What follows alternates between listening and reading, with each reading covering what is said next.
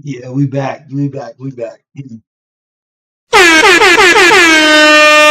Welcome my boy Bradley into the building, man. We got a really good show lined up for you today. I like going in these early hours. I'm really trying to find like a set schedule for us, but honestly, I'm still trying to figure out what the analytics say, like when we should really. I do want to do 2 shows a day. I want to keep that pace up. I just want to know when. You know what I mean? I know we need one for the stateside, but then sometimes in the middle of the night, like we'll get like a lot of UK, Australian people, New Zealand. You know what I mean? I just want to keep that international audience too. I think that's real cool. Um, and yeah, man, things been going good, man. So how's your morning going, Bradley?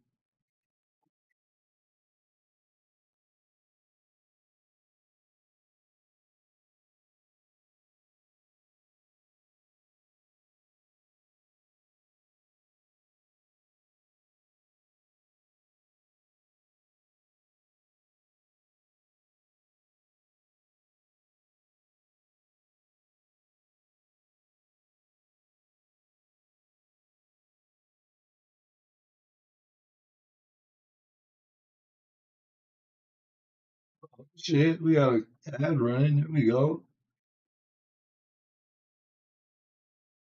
Oh, no, all right, here we go. Now let's go. Everything's good to go. Looks like we're up and running. How's your morning going, Bradley, man? Hopefully you're doing good. Just rolling the spliff. You lucky dog. I'm dry as hell, man. I'm dry as hell. But that's all right. We'll figure something out. And then, but yeah, man, we got a good show lined up for you guys.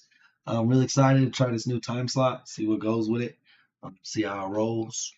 You know what I'm saying? I figure that too many big time streamers ain't on at 6 in the morning. So maybe we'll be able to pull some numbers here and get all that stuff kicking butt. You feel me? This first case caught my eye yesterday. It was the police interrogates teens who murdered football star classmate. What you mean why? Because I took a big pay cut switching careers to YouTube.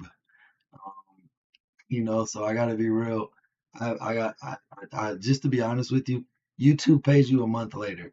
So like the money I make this month, I'll get next month on YouTube. And me switching careers and stuff and really trying to take this serious and um, trying to take it to the next level. You know what I mean? I gotta keep grinding and you know what I'm saying? I gotta be smart with my budget to make sure this can work for me, you know what I mean? Because my weed habit can get real expensive. But I'm chilling, trying to be a better me, and we'll see if that works. You know what I'm saying? So in this first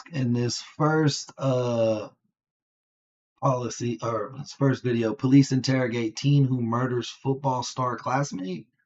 Um, seems like they're interrogating two different kids on here. I don't know who did what, but we will see. Found a bag. We found a duffel bag out in the woods. So there's a process there. I don't have Cash App. I got Zelle. Can you use it? Do you got Zelle? Or PayPal? Ano's actually got to drive all the way over there, start documenting it and all that other stuff. But what are we going to find in that bag? This video shows the interrogations of two teens suspected in the death of a high school football star. On February 24th, 2020, Ashton Riggs and Gavin Smith were hanging out together, in spite of being ordered by a judge to avoid contact with each other. Both teens had been in trouble over. All right, Brad. I'm just gonna DM you my phone number and in Discord, and then you know what I'm saying? You my boy, bro. So if you want to text me or call me anytime, feel free. Let's get the show rolling.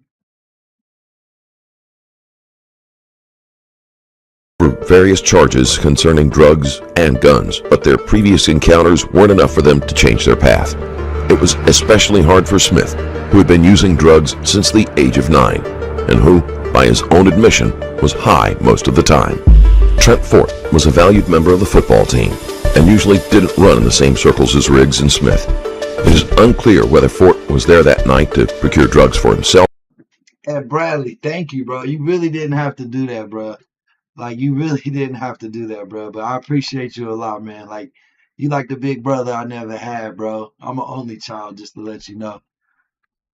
I'm sure I said it before, but Found the bag. We found the duffel bag out in the woods. So, there's a process there. Detective Anno has actually got to drive all the way over there, start documenting it and all that other stuff, but what are we going to find in that bag? This video shows the interrogations of two teens suspected in the death of a high school football star. On February 24th, 2020, Ashton Riggs and Gavin Smith were hanging out together, in spite of being ordered by a judge to avoid contact with each other. Both teens had been in trouble over various charges concerning drugs and guns, but their previous encounters weren't enough for them.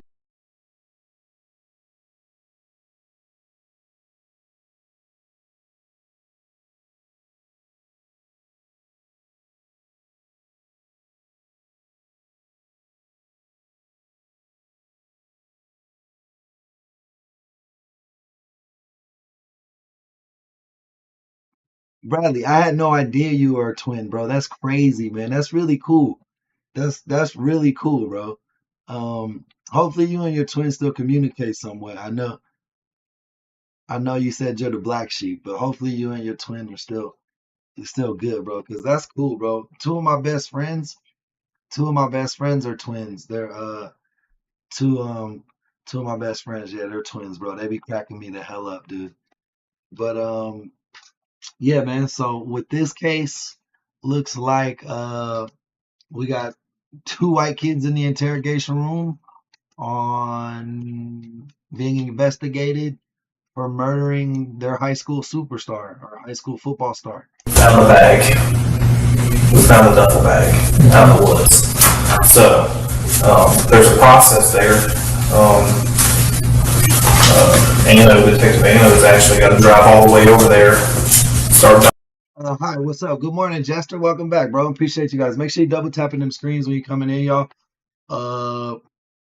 Make sure you double tapping them screens when you come in. But yeah, we use EWU. I like the interrogation footage better because it's safer for the channel. Hey, Marmaduke. Hey, I remember Marmaduke. I used to read that. I used to read Marmaduke. That's how I learned how to read. Reading Peanuts and Marmaduke in the comic pages in the newspaper with my dad. So that's cool. I haven't seen that name in years. But no, what I was gonna say, yeah, we use EWU.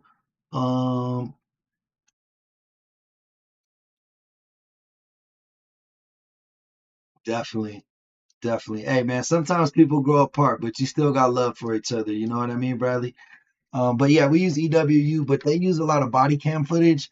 I like body cam footage personally for the shorts, but when we watch it on stream, the gun policy makes it iffy. So like if the cops take a gun off of somebody or they have their gun on the screen too long, like it just gets real finicky where they can like snag the stream or like fucking gun policy us. Like I think we got fucking banned for like 24 hours once because a guy took like a gun off a guy he arrested. And YouTube was like gun policy on live and stuff like that. So I try to stay away from the arrest footage. I just try to go with straight. Uh, we try to do a lot of interrogation footage. The community seems to enjoy that the most. I do too.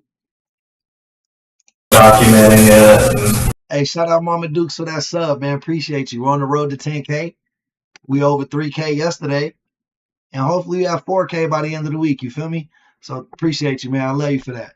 All that other stuff, but what are we going to find in that bag? This video shows the interrogations of two teens suspected in the death of a high school football star. On February 24th, 2020, Ashton Riggs and Gavin Smith were hanging out together, in spite of being ordered by a judge to avoid contact with each other. Both teens had been in trouble over various charges concerning drugs and guns, but their previous encounters weren't enough for them to change their path. It was especially hard for Smith, who had been using drugs since the age of 9, and who, by his own admission, was high most of the time. Trent Fort was a valued member of the football team and usually didn't run in the same circles as Riggs and Smith. It is unclear whether Fort was there that night to procure drugs for himself or if he was in the wrong place at the wrong time. Whatever reason for being there, Fort ended up being shot, even though he was carrying no weapon himself, and there was no indication he was a danger to Riggs and Smith. Murder, and many are very upset. Press reports say Smith met a group of 5 teens for a marijuana transaction. Smith claims he was being robbed. The detectives don't believe him.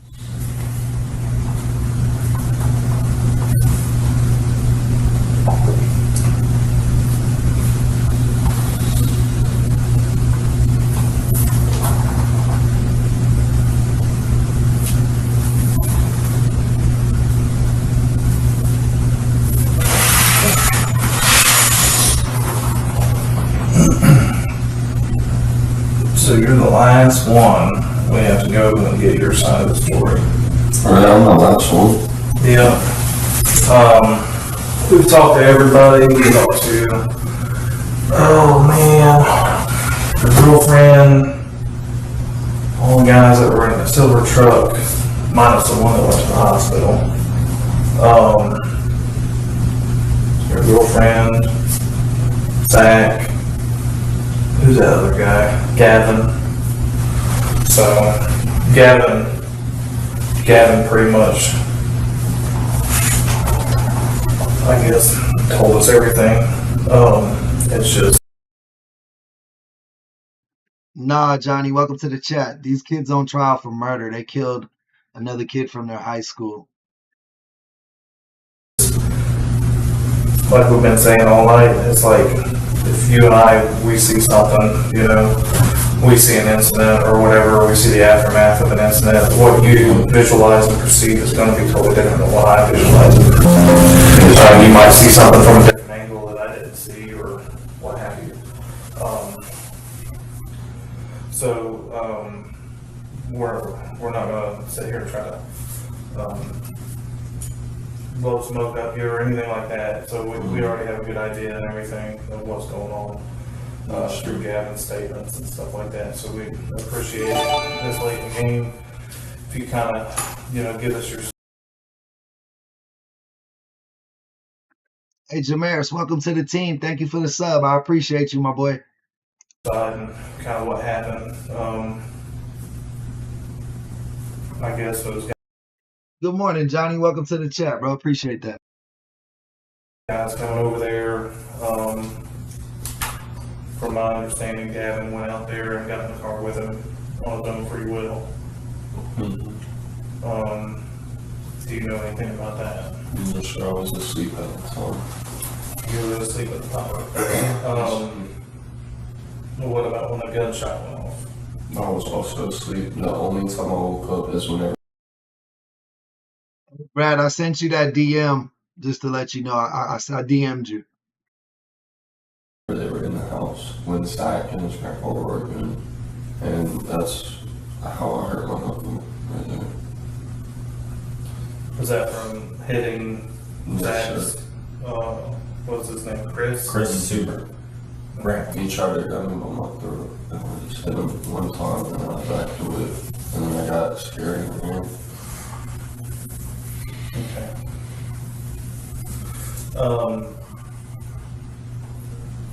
Chris said he saw you leave the house with a backpack, and he went across the yard or whatever, and then came back without the backpack. And that's what the argument started over. That's not what happened, sir. I had grabbed Haley, and I was like, Haley, I just hit the old man. And Jeanette, the grandma, was on the phone with the cops. I was like, the cops are gonna come. And I went to the room, and I looked around for anything of mine, and then Haley was just like, come on, and she grabbed her bag. He already lying, bro. This thug is lying. Already this thug is lying, bro. He looked like a thug, bro. This guy is a criminal. But yeah, he already lying. And then I grabbed her bag, and then we walked to the wood line with it, but I didn't come back without the bag. I didn't come back at all until they called my girl, and they were like, it was like Deputy Jackson, please come out. Where everybody, all of Nassau's looking for you. So then I came out and walked up, and they arrested me. Riggs is being questioned last, and his story is not matching up with those of the others. A common situation when everyone is trying to save themselves. But it is tiring for the detectives, who will have to go through the evidence to sort the truth from the lies. Right.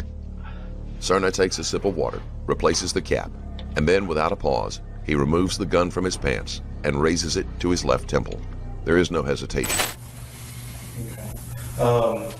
What do you know about the gun that was used? I know nothing, sure. Like I said, the only time I woke up was whenever the fight happened, and then I tried to break him up. He ended up grabbing me, I hit him, and then I got scared because Jeanette was calling the cops and grandma. And then I ran, me and my girlfriend ran, they stayed at the house, and that was that. Now, there's an incident or whatever.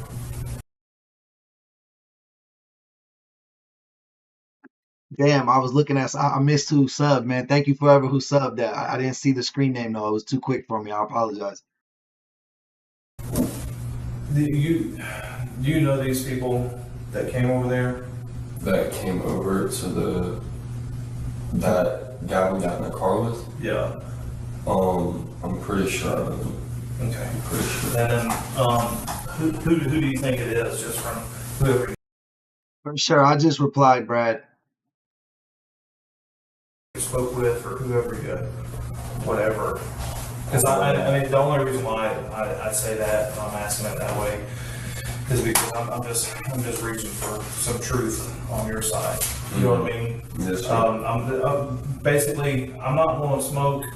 I'm just trying to test the waters and say, okay, is this kid gonna really let Okay, Mr. Good Citizen, you got bars and shit. Let me know. follow through with what we agreed on in the beginning and say we're gonna kind of, yeah, they really do know what's going on, test the water. But I understand you're testing the water too. You want to know how much I know, but that doesn't really help the situation as far as like your perceived notion or your perceived image of this incident that happened today. So I do have quite a bit of information. But I also have a lot of information about like a possible past history between these kids that came over there and picked up Gavin. No, I think this kid and his homie set up the football star and shot him at their high school. And you. Yes, sir. Well, as far as the kids go that probably got in the car with Gavin, was probably the kids I was beefing with. That's probably the kids I had. Who are you beefing with? So, before I went to jail, Blake, the kid with the cast, he had tried to rob me and my friend Gavin. And this is before I went to jail. This is like a month or 3 months ago. He tried to rob us. I beat Blake's ass, and then the black kid ran up and didn't do nothing. And Gavin just stood there, and then they didn't get nothing from us, and that was that. I beat Blake's ass. Nobody tried to fight us after that. It was good. Well, I went around school bragging about it because I used to be friends with Blake. I used to run with him. And then he hopped down on me and tried to rob me. So I started bragging about it, saying I whooped his ass. He tried to. Bro, lying. Bro, lying as hell.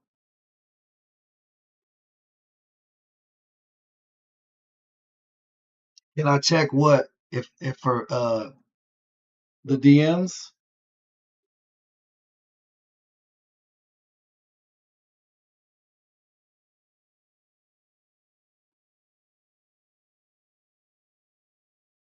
What you want me to check, Bradley? Hold up. Let me see if I can get and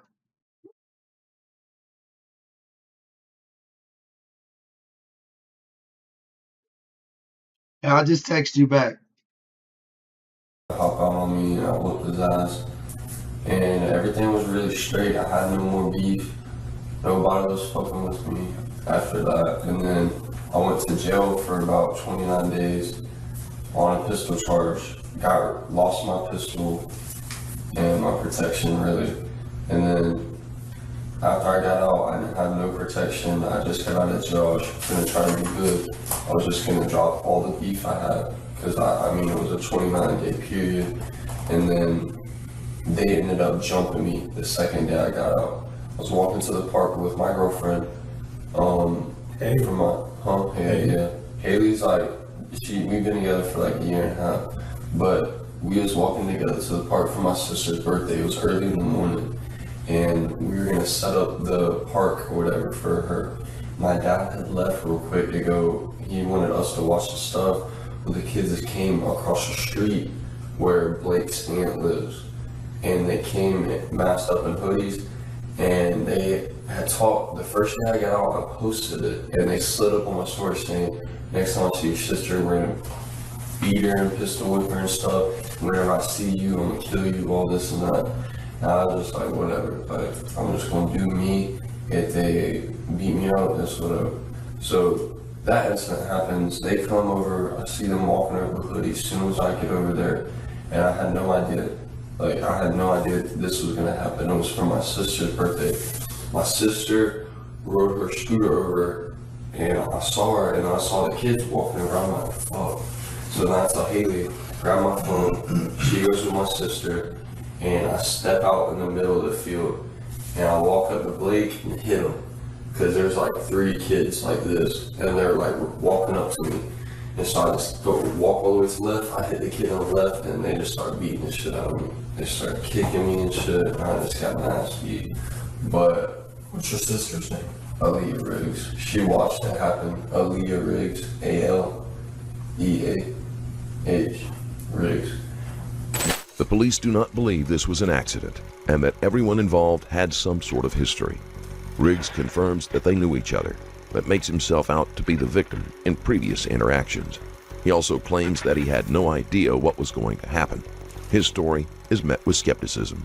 And then Haley Simmons saw it too. That's another witness. But at that time, I didn't care. You know, I got my ass beat. Oh well. Like, it's not the first time. My face wasn't busted. It's just my head was hurt because they were kicking me. So I didn't call the cops or anything. I just left it at that. Didn't call the cops, none of that. And then I didn't like them kids. After that happened, so I used to be friends with one of them. I used to be friends with all of them. And they jumped me. And I didn't know what, because I didn't rob them for any money. I never did them wrong. I never talked bad about them or anything like that until Blake tried to rob me. And I talked shit, bragging that I beat his ass whenever he tried to hop out on me, because we used to be friends. I didn't do any of them wrong, so I was kind of pissed off. But, I mean, that's really the beef. And Gavin's my homeboy, that's like my brother, so whatever we get into together is us. Like, it doesn't matter, like, if he's got beef with somebody and I like them, it doesn't matter if I like them. That's my brother, he's got beef with them, I got beef with them. So I think that's kind of how it was, but I don't think Gavin, one of the boys, I don't think he had beef with. Like, he was kind of mutual friends with, and I guess that's kind of what Which happened. one of the boys? Some kid named Adam, and maybe that's it. Like, I know that's like one of the people he was texting, but that's all I could really think of that came and picked him up. And when that incident happened, was one of the kids that you talked to named Adam? Yeah. Yeah. So there you go. And I didn't go with him because one, I was laying on the couch and I was just tired. You're being a little bit honest with me. Yes, sir. So I'm gonna be a little more honest with you. Yes, So this sir. is like a thing. I know about the drug deal, okay? Yes, sir. I know that they come over there for a treat, and I know that you was like, hey dude, I don't care if you fucking sell weed, dude. I really don't. I'm not here for that. I'm not, you know? So they come over there, you're like, hey, you're gonna have to set this up. They don't like me, we got beef. You're cool with Adam, you know him, Yeah, yeah. okay? And so you handle it. That's what you're talking about. You gotta, This is you gotta step up. I see what you're saying. You're almost there, but it's not like that. It's like they texted him asking him for some, and I didn't have nothing to do with it. He was like, hey, I'm not gonna serve him. I was like, I don't know. I don't like them, and they don't like me, and they know they don't like me because Adam was one of the boys that jumped me. Adam, Blake, and Devin Alfred, a redhead kid. Devin probably wasn't in the car. Y'all probably didn't interview him, but it was 3 kids that jumped me. I was like, Adam's one of them boys that jumped me. I said, don't do it, bro. It's probably gonna be a setup. That's what I told him. I said, Adam, it's gonna be a setup, bro. And if you're gonna go out there and some shit's gonna go down, I'm gonna go with you. And he said, no, you're not coming with me. He said, I got this, bro. I got this. I said, all right. Went on the couch, started watching TV with my girl.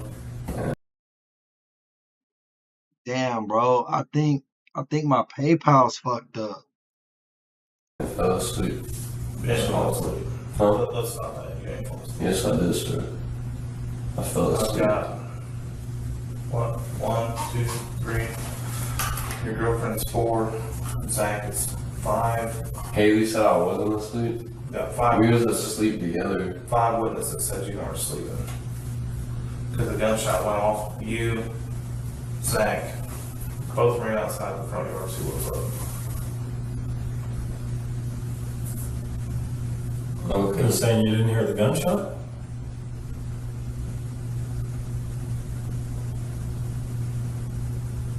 Yes, sir. I mean, I've been here a while. There's a reason why you're the last one. I mean, it just, we had an order. And I hate to say this, bro. Look at me. Because I'm being real with you. We picked on the weakest ones. My shit's a little bit dirty. I'm sorry, man. But there's a reason why there's a pecking order in life. And it's our... The detectives tell Riggs that they don't believe him and that all of the witnesses contradict his story. Riggs seems surprised at this, as if he didn't expect to be thrown under the bus by his friends.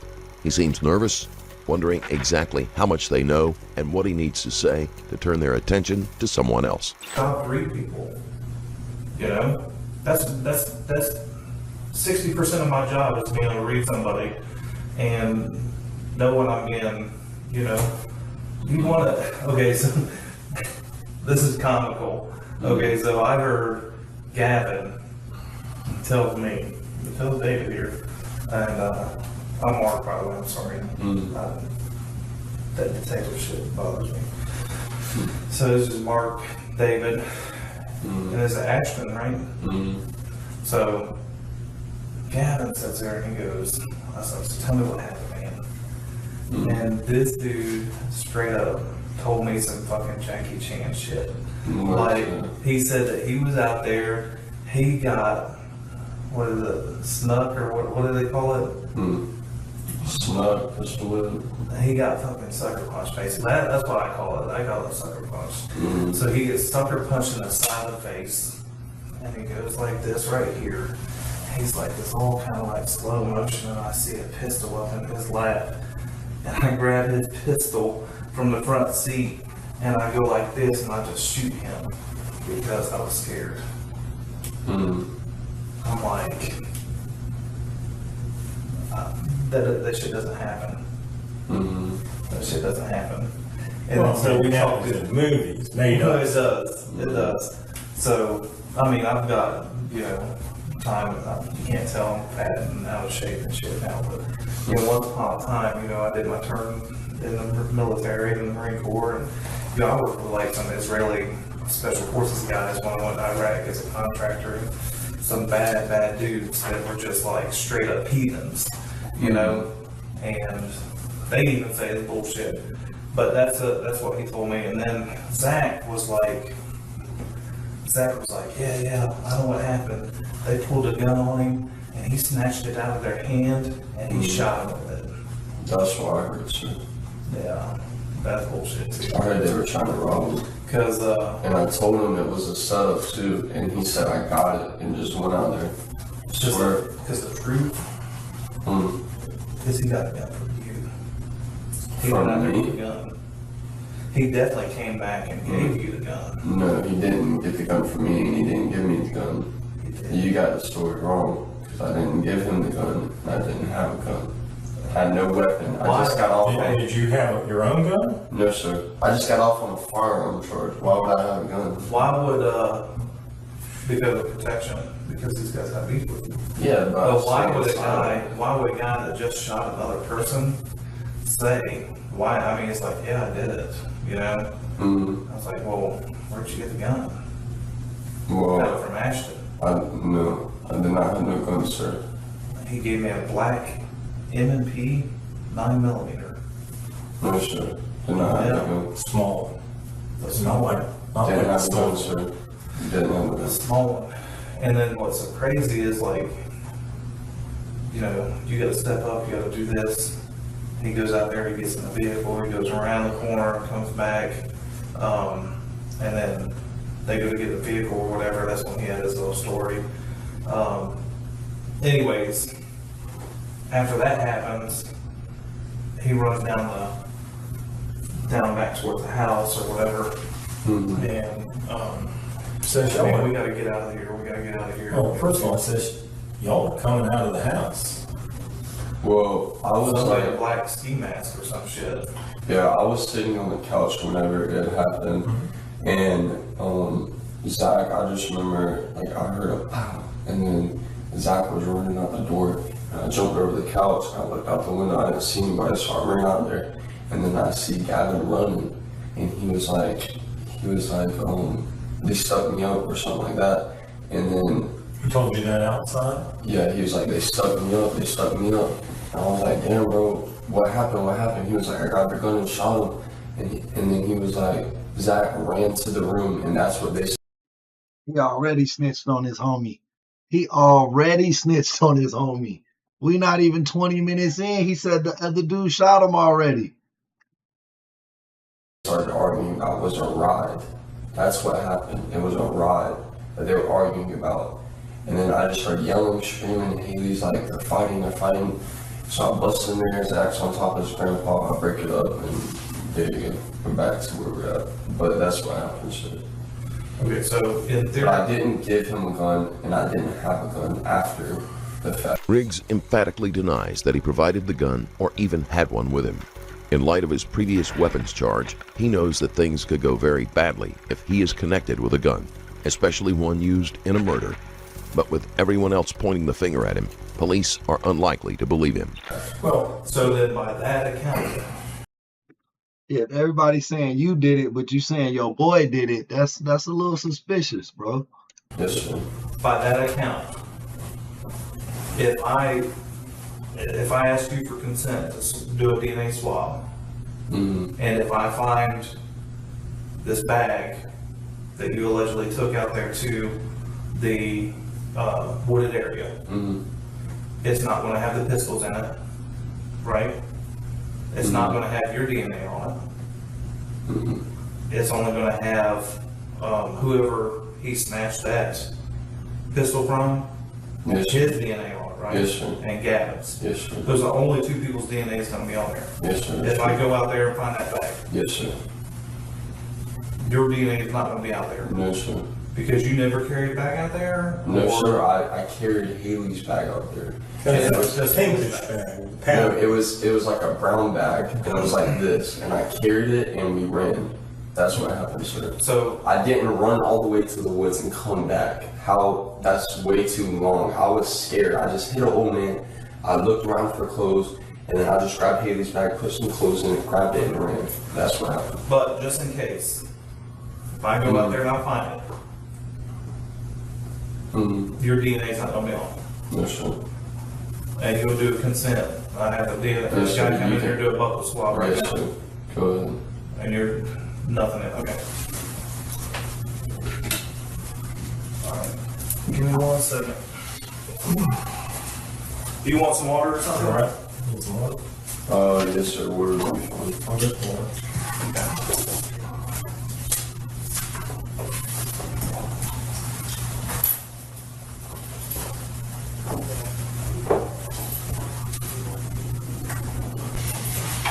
Ashton, this is Bill Anno. He's gonna do the block swab, they call it.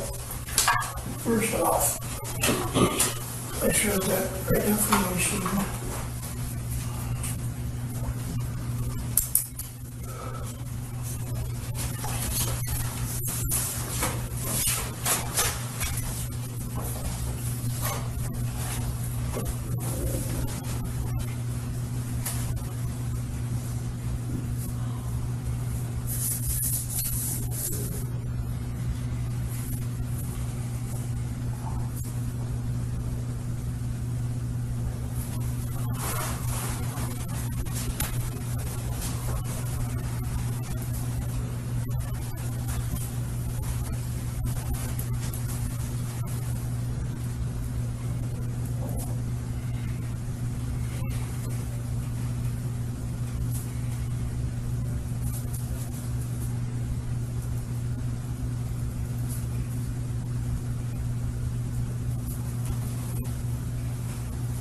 $225.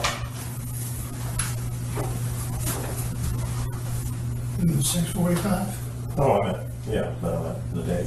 Yeah. $225. What time is it? Like 6:45 a.m. In the morning?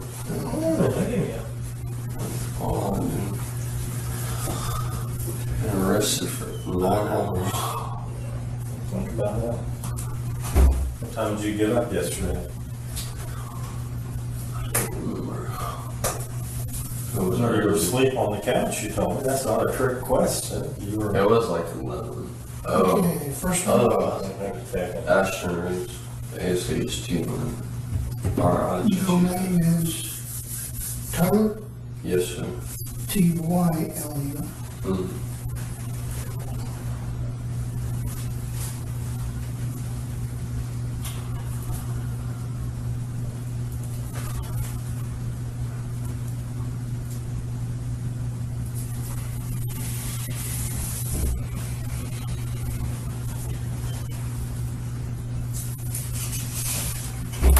Okay. What's gonna happen is there's 2 swabs in here. I'm gonna be swabbing your gum and along your teeth jawline, okay? And then I'll be doing both sides of your mouth.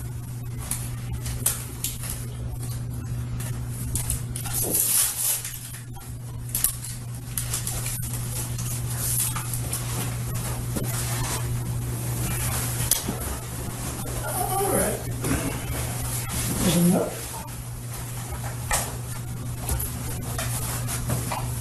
At the detective's request, Riggs submits to a DNA test. It is a risky choice because if he has touched the bag in question without remembering doing so, he has just handed over vital evidence that could strengthen the case against him.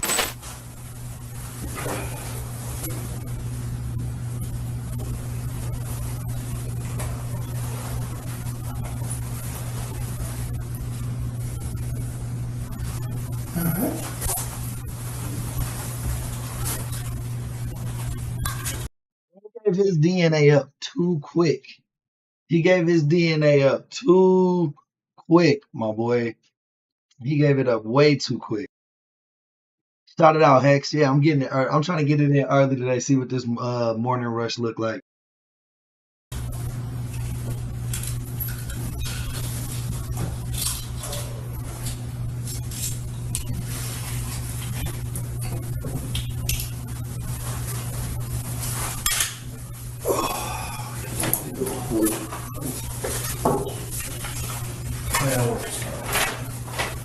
We're just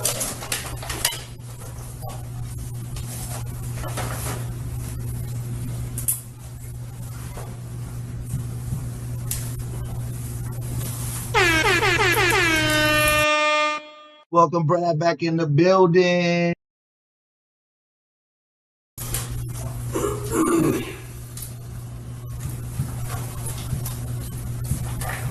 Once you see it, then I sealed it.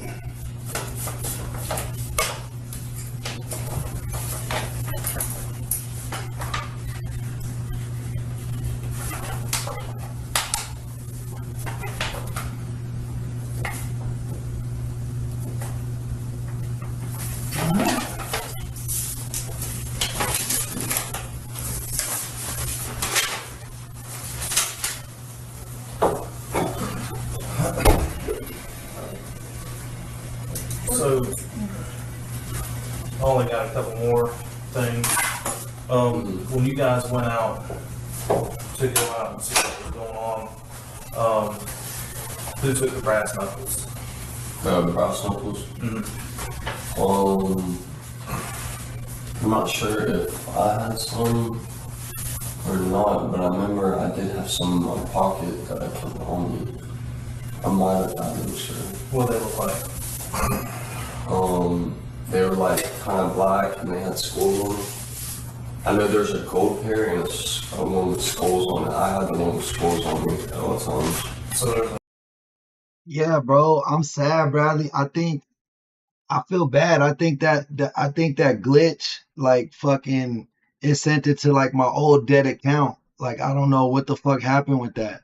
I think my phone number was linked to that old account I can't get into, and my email was linked to the new account, and that's why I told you that. That's why I was like, I put the username. I didn't know you could send money through phone numbers on PayPal.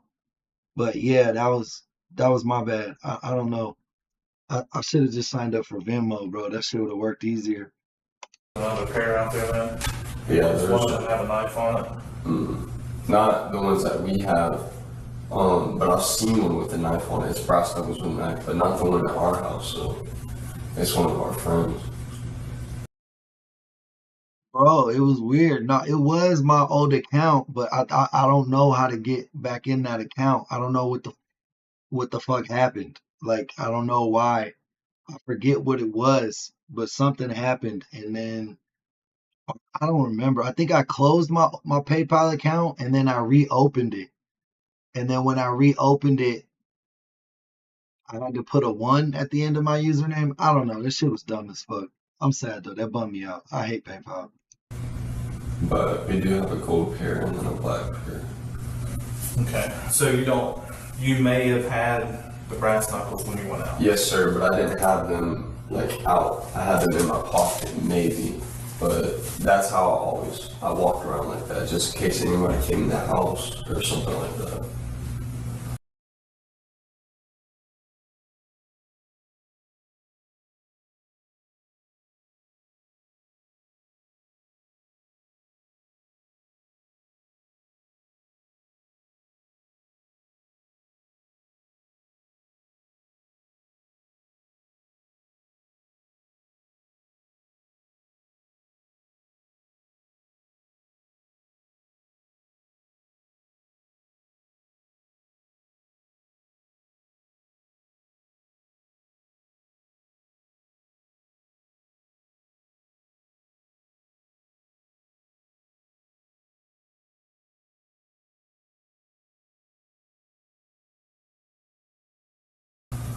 All right. So Oh, my dumb ass.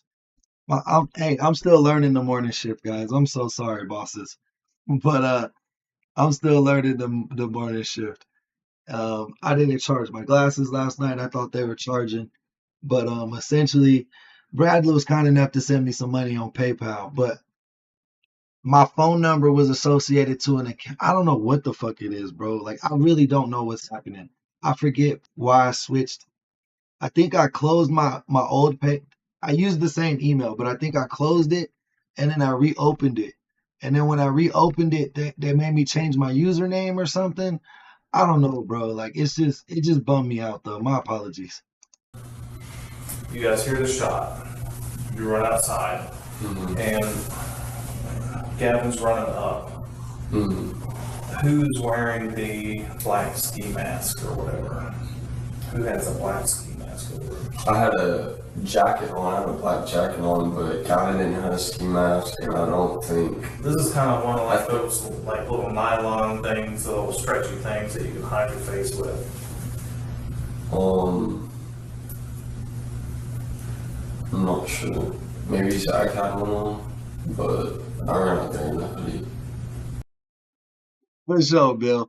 Yeah, no worries. No, they yeah, no, yeah, Brad had accidentally sent my shit to the phone number, sent it to the phone number instead of the username, and then PayPal like messed up. I don't know. I think I got like a duplicate account or like an old account that I closed and reopened. I don't even know what's going on with that.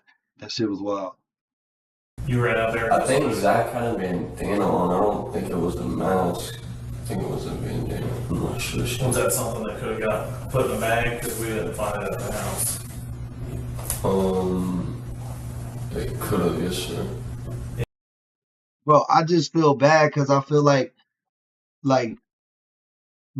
Brad tried to donate, bro, and then PayPal fucked it up. So like now Brad just they basically PayPal just took Brad money. Is what it's like. You should try to get that refunded, Brad. And the black bag you took out? No, sir. I didn't take the black bag out. I took Haley's bag out. It wasn't in Haley's bag, and it wasn't anywhere in the house. That's why I'm wondering. I'm not sure. It might be in my stuff, in my dirty laundry or something. Where's your dirty laundry? It's like a white basket with my clothes in it. Okay, it wasn't in there either. Anyways, so whoever was in a ski mask, somebody come back in. All three of you come back in. Just correct me whenever I'm wrong. You and Yeah, Mr. Good Time. That's never like, you know what I mean? Like if we do this right, it's all gonna come. I can't put it on 1, 2, 3, 4, or even 3,000 of y'all. You know what I mean? Like eventually we'll get there, guys, and we'll all win together. I promise you. and Zach go into Grandma and Grandpa's room and want to ride over to Gavin's house. All three of you. No, sir. I mean, that's kind of what happened, but it was more of Gavin and Zach. Gavin was in the kitchen, Zach went in there, and then I was in the living room. I think he would have to initiate it from his side because I can't get into it. I can't get into that. With my girlfriend. They started arguing. I walked in there. Gavin, Zach opened the door, threw the purse, and said, go, or something like that. It was like car keys, and her car was like, leave. And I grabbed the purse from the ground, set it on the counter, and busted in the room and broke them. That's what happened. The detectives can't get Riggs to admit to taking the bag, and he won't change his story about what happened. In certain scenarios, he might get away with the excuse of being in the wrong place at the wrong time, but history with the victim, combined with witness testimony, makes his story sound more desperate than believable. I didn't go in there with Zach initially. I heard him fighting, and then I interfered. I went in there. Yeah. And I know you're checking on stuff. You sure there wasn't a situation where Gavin gave you the gun No, sir. and then you took the gun No, sir. and put it in a backpack No, sir. and ran out the back gate and then didn't come back with the backpack? No, sir. You're telling me that didn't happen? No, sir. That, what is that, M&P? That 9mm right there he's holding? I don't think that's a real gun, sir. I know that one right there, that's a CO2 pistol. It should be still at the house. That's a CO2 pistol. That is, I think, a 380, and I think that's illegal too. Those two are legal. Those are his grandparents, actually. I think those are really, that's a 22, that's a 380. Those are legal. That's a CO2 gun. I think that's an airsoft, and I think that's a CO2 gun. But I'm not 100% sure, sir. Yeah, bro, lying. He already lying. He tried to say that him and his friend beat up the superstar kid, and then it was like, it's some bullshit, bro. That looks like a Taurus 40 count to me. No, I think that's a Let's see. 62. That looks more like a Taurus 40 caliber PT 940 to me.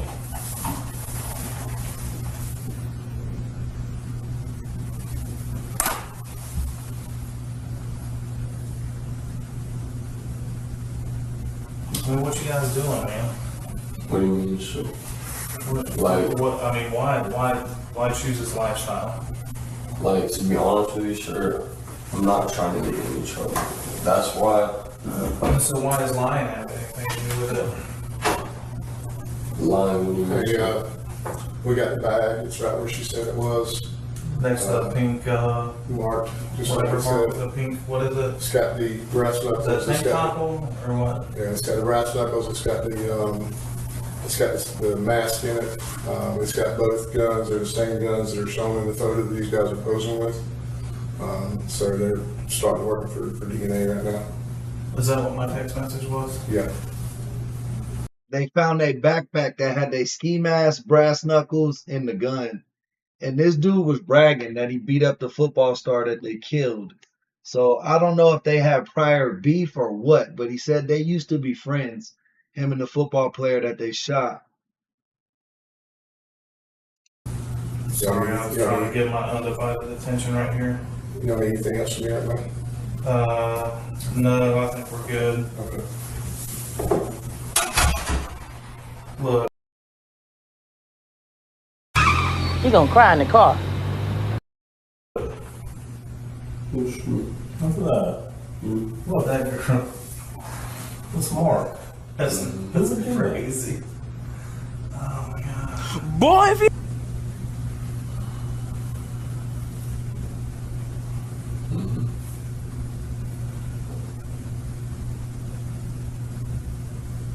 That's why I don't understand why you're sitting here protecting people, man. And I mean, I was just trying to help my friend. I was just trying to help my friend from getting in trouble. Well, and see, that's a noble purpose, all right?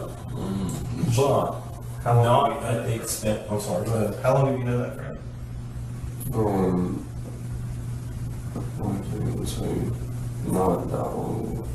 I just, whenever I first met him, he just looked out for me. And he was like my best friend. He just always looked out for me. We did everything together. I'll let David finish. I interrupted him kind of. I was just curious about how long ago. Because both of them said that he hadn't been here long enough at all to be any real, June of last year. Sir? June of last year. Yes, Not sir. even a year. And in that time, he's gotten in trouble. He's been in a program. But he's not looking out for you, Ashton. To me, with all those account things, Hex, the best one that works for me is Zelle. Like, that shit is never fucked me over. But like PayPal, I've had issues with before. Venmo, I'm just not very familiar with. And Cash App, I just don't fuck with Cash App. I think somebody used my phone number on Cash App or something. Like, it wouldn't let me sign up for an account when I tried to a few years ago. It was like, this phone number's in use. And I was like, what the fuck?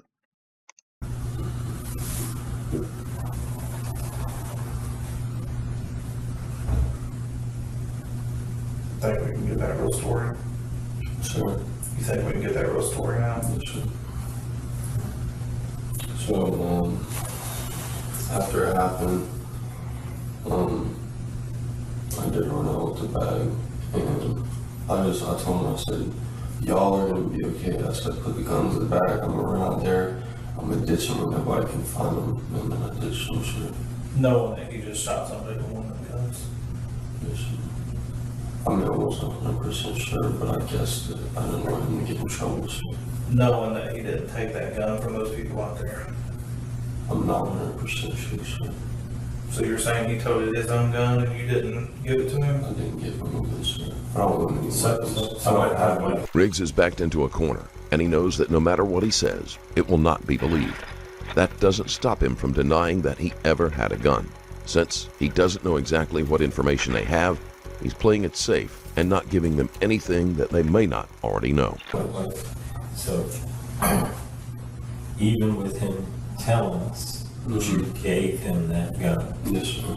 and even with you admitting that when he came back with that gun, you hid it, you still want to stick with the story that you didn't give? I promise you, sir, I didn't give him a weapon, and I Even, didn't. even It's though there not my are weapon. pictures, even Yes, though sir. there are pictures Yes, sir. of y'all posing, and I'm not gonna make the mistake of saying that you posted, somebody took that picture and somebody posted it. Yes, sir.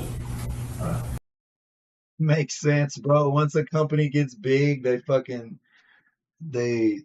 shit on the small guys. You know what I mean? If you got a small bank, they're like, oh yeah, no, we're only messing with the major players now. Same guns. Yes, sir. I didn't give him the gun, no, sir. I promise you. I didn't give him the gun, but yes, sir. I did take the guns and I hid them because I didn't want anybody to get in Where trouble. did the silver Taurus come from? The Taurus? I don't know, whatever. But Bradley, that's my fault. I know I should have said make sure the one's in front of it because I have forgot that even happened, bro.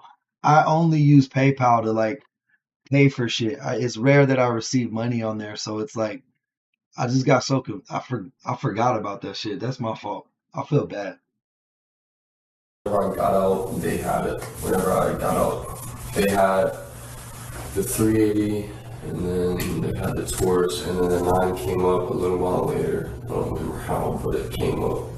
But I had nothing to do with the guns, sir. I didn't buy any weapons. I didn't steal any weapons. You knew they were firearms and you took them out of the woods. Yes, sir.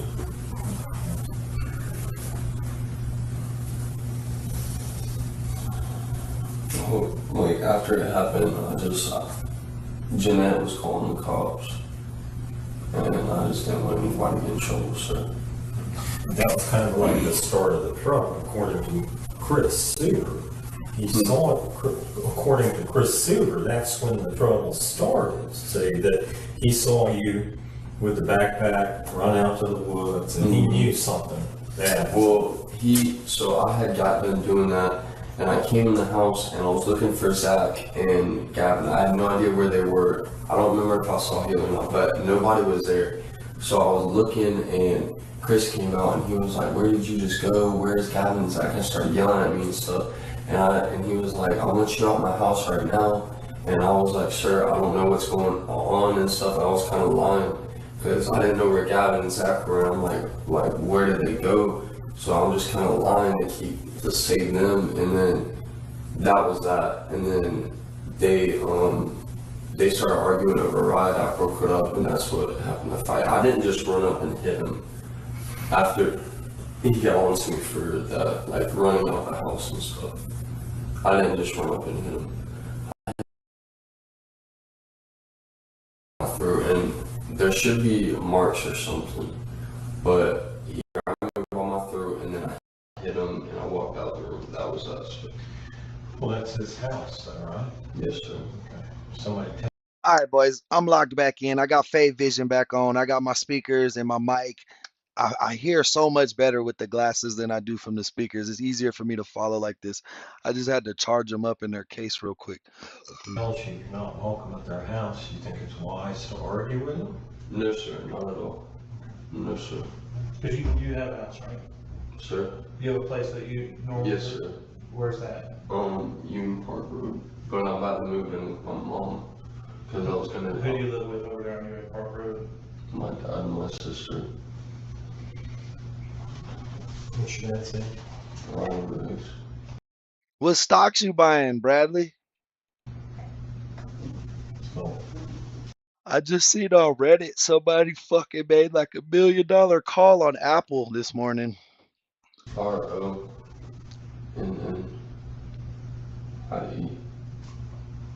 is it really Ronnie or Ronald? I think it's Ronald actually. Ronald Carl Riggs.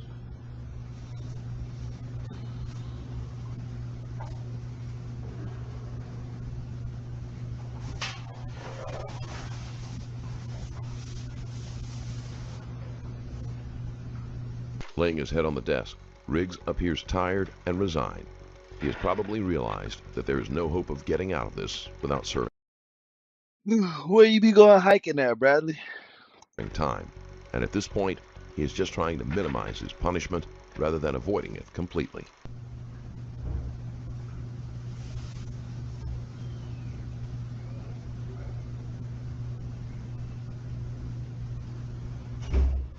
Alright, man.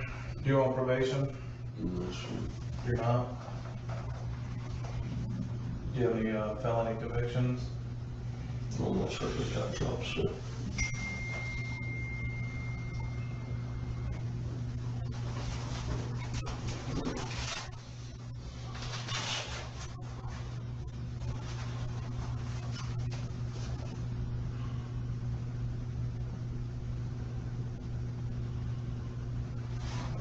Anything else you guys want to know?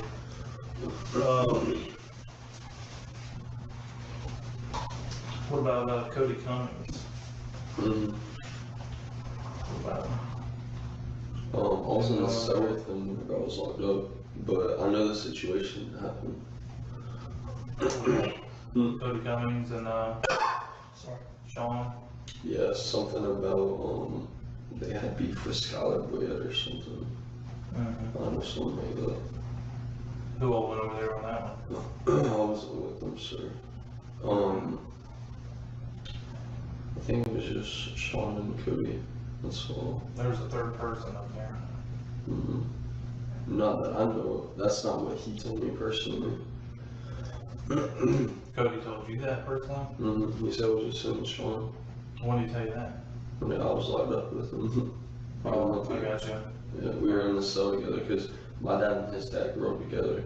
I've always known him since he was a little kid, so I was looking out for him and stuff. What about Drayton Cruz? Drayton Cruz, I don't associate with him. You don't know who went up and shot up his house? No, sir. I don't associate with Drayton. Why don't you associate with him? A little while ago, like whenever I said that them kids robbed me, whenever them kids hopped out and I beat Blake's ass or whatever, apparently, Drayton, something to do with Drayton was involved with that. He didn't get out of the car, but he was in the car, and I think he's the one that set us up. He said where we were and stuff, and that type of deal, but that's why I don't associate with him. Bradley, that's crazy, bro. That's like some Forrest Gump running across the country, bro. Like, that's really cool. I bet you had a lot of stories from that trip. 430 miles, bro, walking, hiking. That's crazy. Like I said, after like that situation happened, after my friend hopped out on me, I stopped fucking with everybody. I just stayed in the house. I hung out with Gavin and went to school. That was it. Okay. I just kind of stuck with myself. Zachary said a couple times that you and Gavin weren't supposed to associate. Sir? Yeah, you and Gavin weren't supposed to associate. Is that No true? words.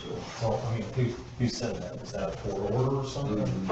Because we were co-defendants on pistol charges. Yeah, but we both got them dropped. But we weren't supposed to be around each other because it was court ordered by the judge. Okay. And the real reason why I was like at Zach's house, to be honest with you, was after I got jumped my second day out of DEC, and whenever I got jumped at the park. Time that they beat you up. Yeah, I went and told my dad, and my family had just pulled up to my house. I went to my dad, and he just went off on me. He got really mad at me. He said that I shouldn't be robbing people, that this wouldn't happen, and that I'm a danger to the family, and that someone's gonna end up shooting us and the family. And he just made me feel like shit, and he didn't believe anything I said. I told him I didn't rob them. I told him I did nothing wrong to them. They tried to rob me, and I fought back, and because of that, that's what happened. And he pretty much told me I didn't need to stay there anymore. But His own dad don't believe him, bro. His own dad thought he was trying to rob Oh boy, like that's crazy.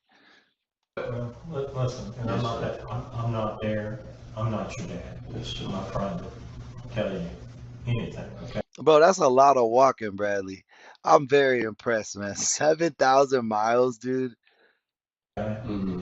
But, your dad kind of has a point. He may not be right on all the facts, Mm-hmm.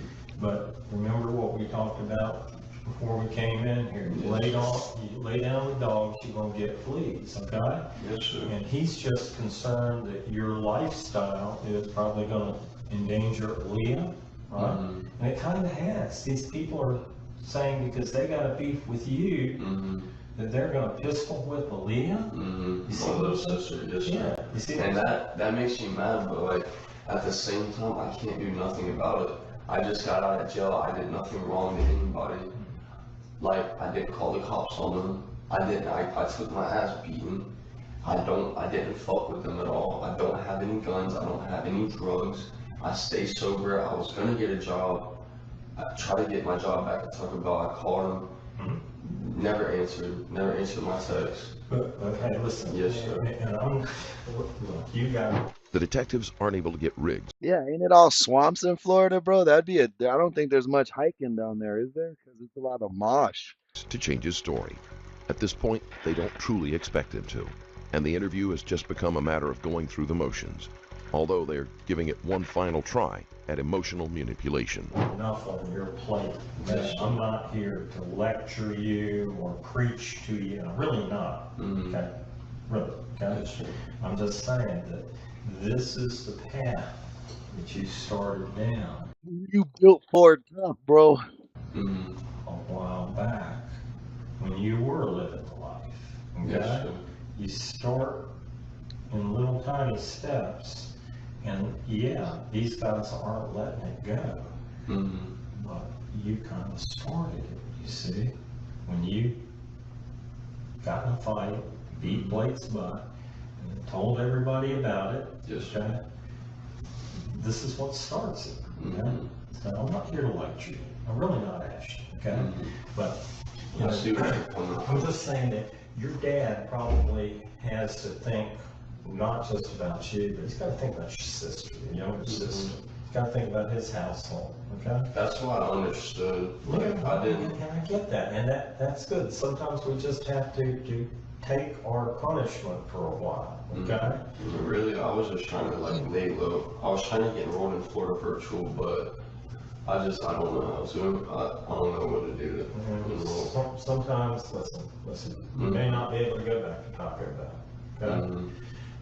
You may have to find something else to do, okay? I'm scared to walk around in my own town. Like every time I walk around, kids are trying to Well, fight. listen, I'm gonna leave you with this for a minute and check in with them and see what they, because it is now, like 7:10, and Yes, I'm sir. sure my sergeant and folks who are along with me, just like you, we've been here all night. But, I'm just gonna tell you, like I said, I'm not here to lecture you, okay? And I appreciate that you eventually, after you jumped through all the hoops, kind of manned up and told the truth. We kind of I was just scared, sir. You understand I that? get that, I understand. And like I said, I'm gonna give you this thought, and I'll leave you with that. So what's gonna happen, sir? Okay, hold on, that's gonna be up to Detective Murdoch, okay? This is his case. I know that you and I met when you walked up on me out there at the house, but that was because he was busy elsewhere, okay? But it's Detective Murdoch's case, Yes, right? sir. All right, I found this little roach. Hopefully I can get a little hit or something out of that. And, I don't lie to people, so I'm not gonna say anything. I'm gonna let him tell you, all right? But, hey, listen, when I was your age, I finally had to move away from my little neighborhood. I'm serious. Yes, sir. Okay? That's the only way, Mm-hmm. because it kept pulling me back. There were people who, didn't have my best interests at heart. Sometimes that's what you gotta do, I'm not telling you to do that. I'm just saying that's what I had to do. Bradley, I bet you were fucking sore as hell after those missions, bro. That's crazy. You know, one of my life goals has always been I wanted to run a marathon, but I don't think it'll ever happen, bro. Right? And really, that's what I want to do. That's what I feel like I should. I went away and went to school, all right, and that worked for me. Okay, remember what we talked about out there about electrician school? Yes, sir. But, you need to, you need to consider that. They're advertising it on the radio all the You know what's crazy, Brad? Is I was just watching this thing that that said people are choosing to be like more nomadic because they just don't want to deal with like the day-to-day stresses or like fucking the increased rates and everything getting more expensive, you know what I mean? So like they figure out a way to be comfortable and then they just keep using doing that shit, you know what I mean?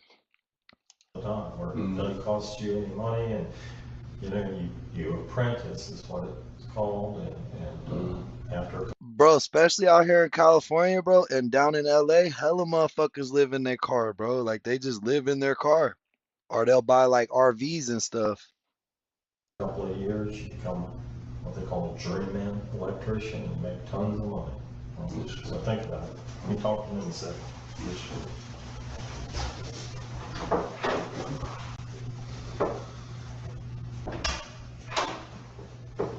Hey, Ashton, Yes, sir. this is Sergeant Davis.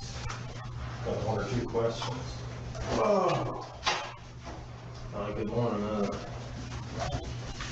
All right.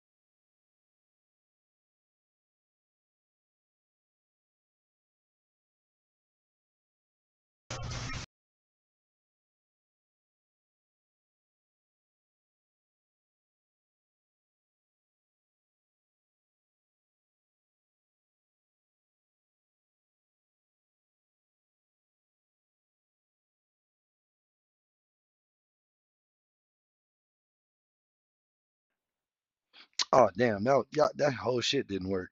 But no, I was saying, Bradley, if you're talking to people who live that type of lifestyle, bro, like people that are trying to either even if they're living that lifestyle by choice, whoever, but like if you're running across veterans like that, I think you should interview them, bro, and make a YouTube channel and like talk to them, you know what I mean?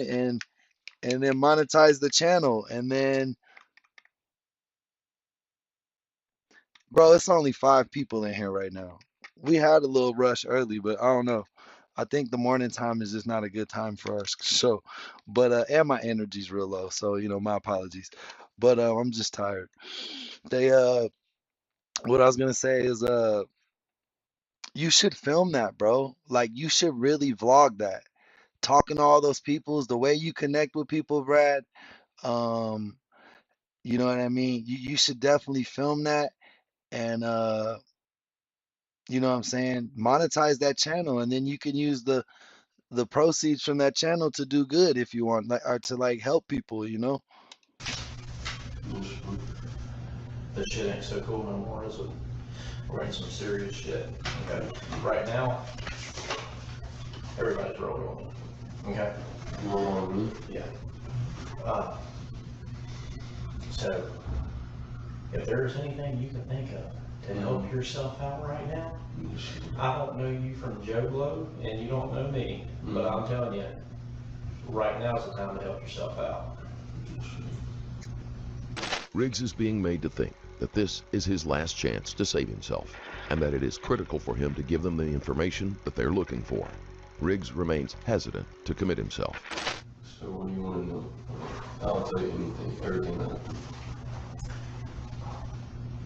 Tell me about That's in America, Hex. That's what we call karma. I don't know if y'all have that saying in New Zealand, but yeah, love, we call that karma. That's karma like a mug. the gun Gavin had. The gun that he had. From what I know, he had got it from somebody. Not sure how, but he got it. Maybe he stole it from somebody. Something like that. Okay. He says he got it from you. I know. He told me that. Yeah, I mean, we ain't in here running the game one yet. I mean, it's for real shit. I know. Yeah, you're the last one that we've talked to because everybody has done this right here. Pointed at me. Yeah, Bradley, I would definitely want to collab with you on that, bro. If you got that going, I think I'd want to go on a hike, like, and and help you interview them and talk to them, bro. I think that would be dope. I mean, everybody said that. Everybody said I had the gun. I gave Gavin the gun. Everybody says that you were a major player in this. I mean, from the beginning to orchestrating the drug deal, to giving him the gun, everything. That's crazy. Oh, this is fucking great. It's all recorded. Yeah. I can't believe that, sir. I don't believe it. That's not what happened though. I can tell you how it went down. I'll tell you start from finish. So Gavin, Gavin had planned on selling to Adam, which is one of the kids that jumped me, one of the kids I didn't like, I didn't fuck with, and I didn't want to serve him anything. Gavin was gonna sell him Xanax. Gavin had Xanax on him, he sold Xanax. I didn't fuck with that stuff. You can drug test me, I don't fuck with that stuff. So he was gonna sell Adam Xanax. Bro, he's talking way too tough. Like, I don't fuck with that stuff. He for real gonna start crying, bro. He for sure gonna cry. And I was like, all right, bro, I don't fuck with him, so that's all you. You know what I'm saying? I was like, that's all your business. So I don't fuck with Adam. I even told him, I said, you fuck with me, like we're good friends, and Adam's got beef with me, so I don't think you should sell to him. I never gave him the gun. He's had that gun. He stole it. He's probably on camera stealing it. And that's what I heard. There's a rumor going around that he was on camera stealing it. So I didn't give him the gun, and I didn't orchestrate the drug deal or whatever you said. I didn't start the drug deal. It was him that started it, and there's probably That wasn't your fault, Bradley. That wasn't your fault at all, bro. They was gone way before you started talking a lot. text messages to prove it. Okay. Y'all already found my phone. No, we didn't. There's somebody. I didn't say you orchestrated it. I was just telling you what. There's some. Yeah, everyone else is telling us. This How old are you? I'm 16.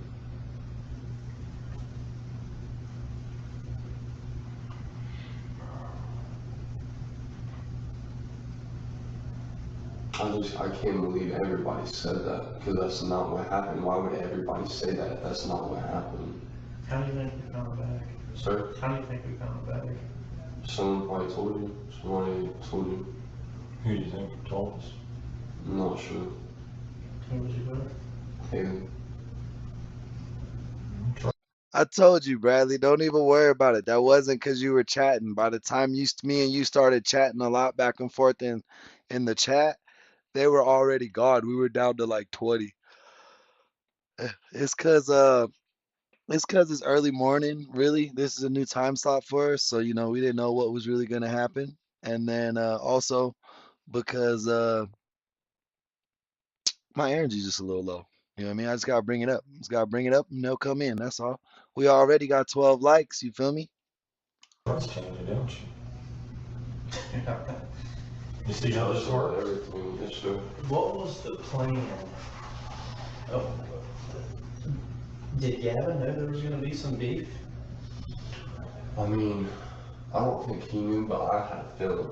I told him plenty of times, I said, bro, don't do it. It's gonna be a setup. They're gonna set you up. They're gonna set you up. That's what I kept telling him. I said, bro, you were fucking dumb. I said, don't fucking do it. You were dumb as fuck. So let me ask you something. Yes, sir. Since you're the bad guy, you know, everybody says you're the bad guy.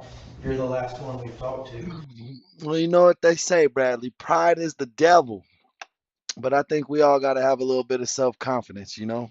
I think everybody got to have some pride in their accomplishments. You know what I mean? Don't be too proud. Don't be prideful. You know what I mean? But you should have some pride in things you do. Yes, sir. Did Gavin make any comments about maybe any threats toward anybody that he was going to meet or anything like that? No. Did he say some shit was gonna go down? No, he didn't say anything like that. All he said was, he said, if some shit does go down, I love you, bro. And I said, all right, I love you too. And he went out there and did it. But before that, he said nothing like that. He was telling me that he's gonna handle it and everything's gonna be okay. And I kept telling him it wasn't. But he didn't threaten anybody or anything like that. And you're not protecting anybody? No, right sir. now? Not anymore. I mean, they're all ratting. Yeah, they're all ratting on me. So. Actually, here's my question. If you didn't, I think bro was the one with the backpack that had the brass knuckles, the guns, the Xanax, and he tried to say that's everybody else's shit but his. You feel me? really know Adam that well, this was all, okay, Yes, sir. but if this was all Gavin's deal, how did you even know about it? You didn't like Because- these people. Yes, sir. That how I knew about it was because Gavin was texting them in front of me and talking to me about it. He was at Zach's house whenever it happened. The fact that everyone has turned on Riggs is clearly bothering him, and he is ready to blame everything on them. Unfortunately for him, it is 5-1 with the evidence against him. That's how I knew about it. He literally was telling me what they were saying as So they he were was texting. texting them? Yes, sir. You know we have his phone. Yes, sir. That's fine, and you have my phone now too, and you're free to go through it. And you're not gonna see text messages between them. Tell you what, you're a young man, you got a lot of things. Yes, sir. This is gonna play a major factor in your life, especially in the future. Yes, sir. I want you to use your head wisely. All right.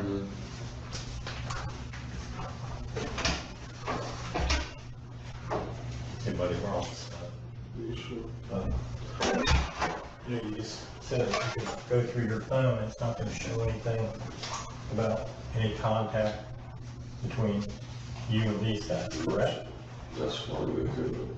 It's on Snapchat. That's where, sir, go through his phone and look on Snapchat. That's whenever the text message disappeared, but I know y'all can, there's a way y'all can pull them up. There's gotta be a way. Well, why would Gavin not listen to you?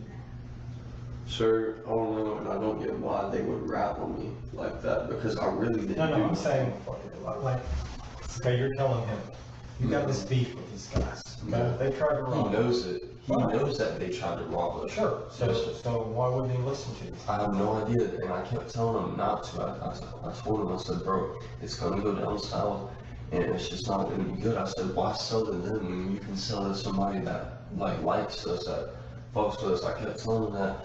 He said, bro, I got it. He said, dude, nothing like that's gonna happen. He said, it's only gonna be Adam and one other person.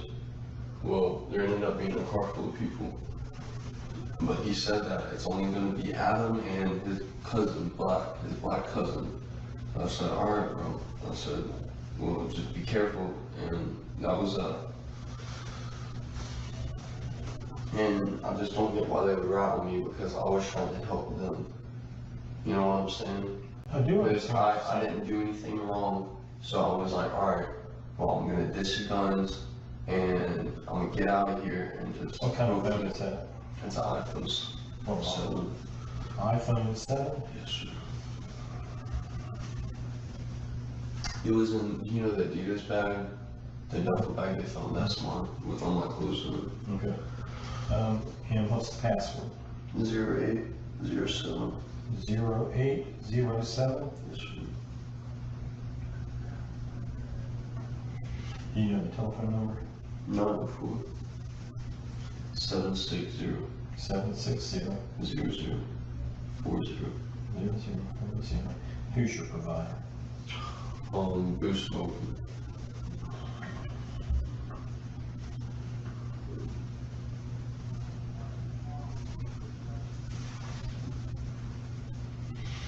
All right. Initial those two spots and sign right there. Hey, Ashton. Yeah. I know you're trying to help folks. Sorry. I just can't believe that, dude. That's like, I just can't believe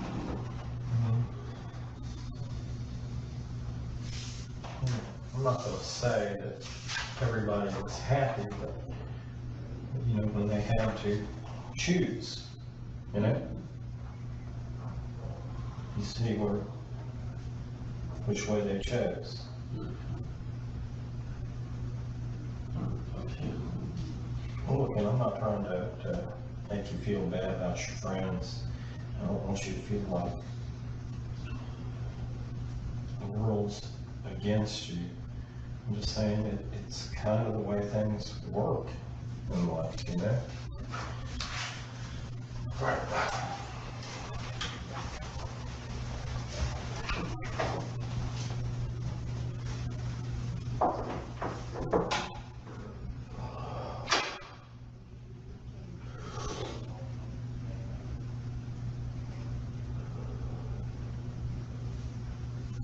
Yeah, literally the kids like the neighborhood fuck up, the town fuck up.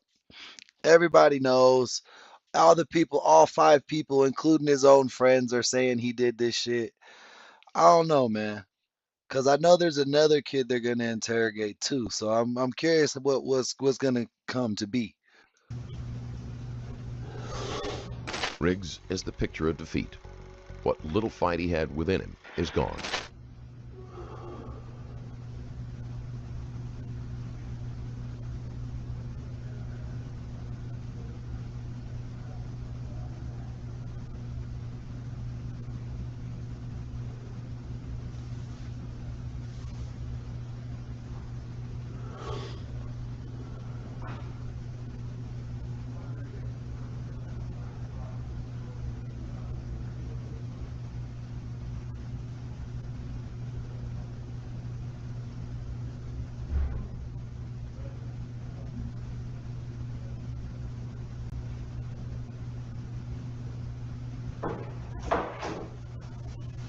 Hey, Ashton. Okay, last thing that's gonna be done, notice by me, is gonna be taking your photographs. What I need you to do, that thing right here. We're going to get some. Charges for a 16-year-old student's murder. So, To have his mugshot. To have his mugshot taken before he is processed and transferred.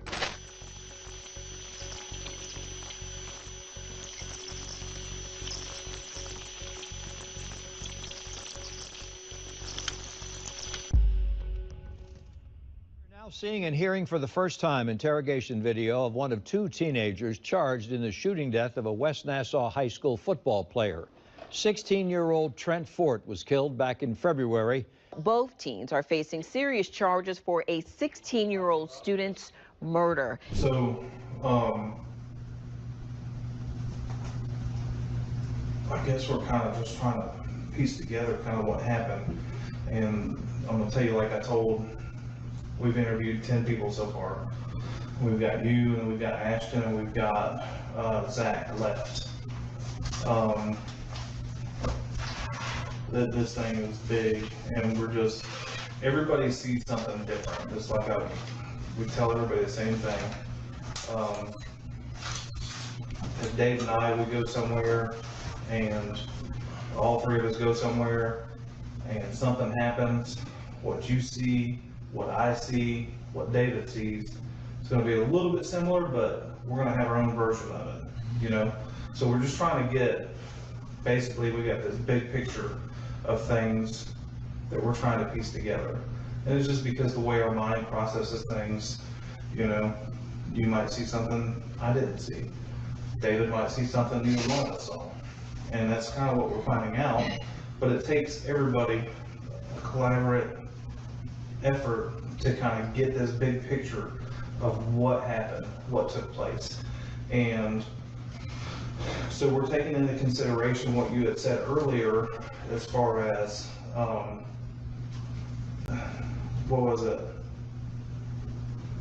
Deontay and Adam? You know Deontay or Adam?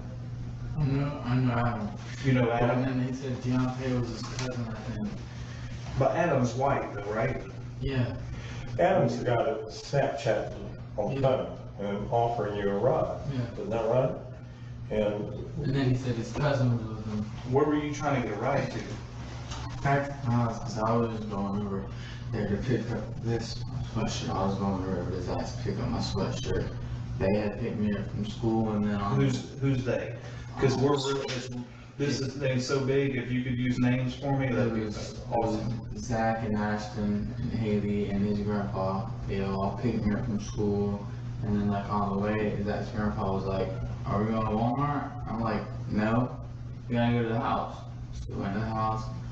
I grabbed this and another another shirt to put in my bag. Put those in my bag because I was just trying to get my stuff and get from over there. But my dad had talked to me and said I need to stop hanging out with them people because they're gonna get me in trouble and I'm not supposed to be around them and stuff. So I got my backpack and then I was. Smith's body language is closed off and secretive. He has his arms stuffed in his shirt, and those familiar with reading body language can tell that this is a sign that he is trying to conceal the truth. Smith also tells the detective that he was warned not to hang out with Riggs and his friends because it would lead Smith into trouble. This is interesting because Riggs says the same thing about Smith. Sitting there and I was talking to Adam and he was like, "Oh yeah, we can hang out, you take me home and stuff." And I thought he was just supposed to be like picking me up. You thought he was your friend? Yeah, thought he was my friend taking me home. Like, not really a friend, but Bradley, it worked. It worked, Bradley. It went to my Venmo. That's what that is. It's because Venmo and PayPal are the same company now, like you said. So Crypto Fees is my Venmo, and Crypto Fees 1 is my other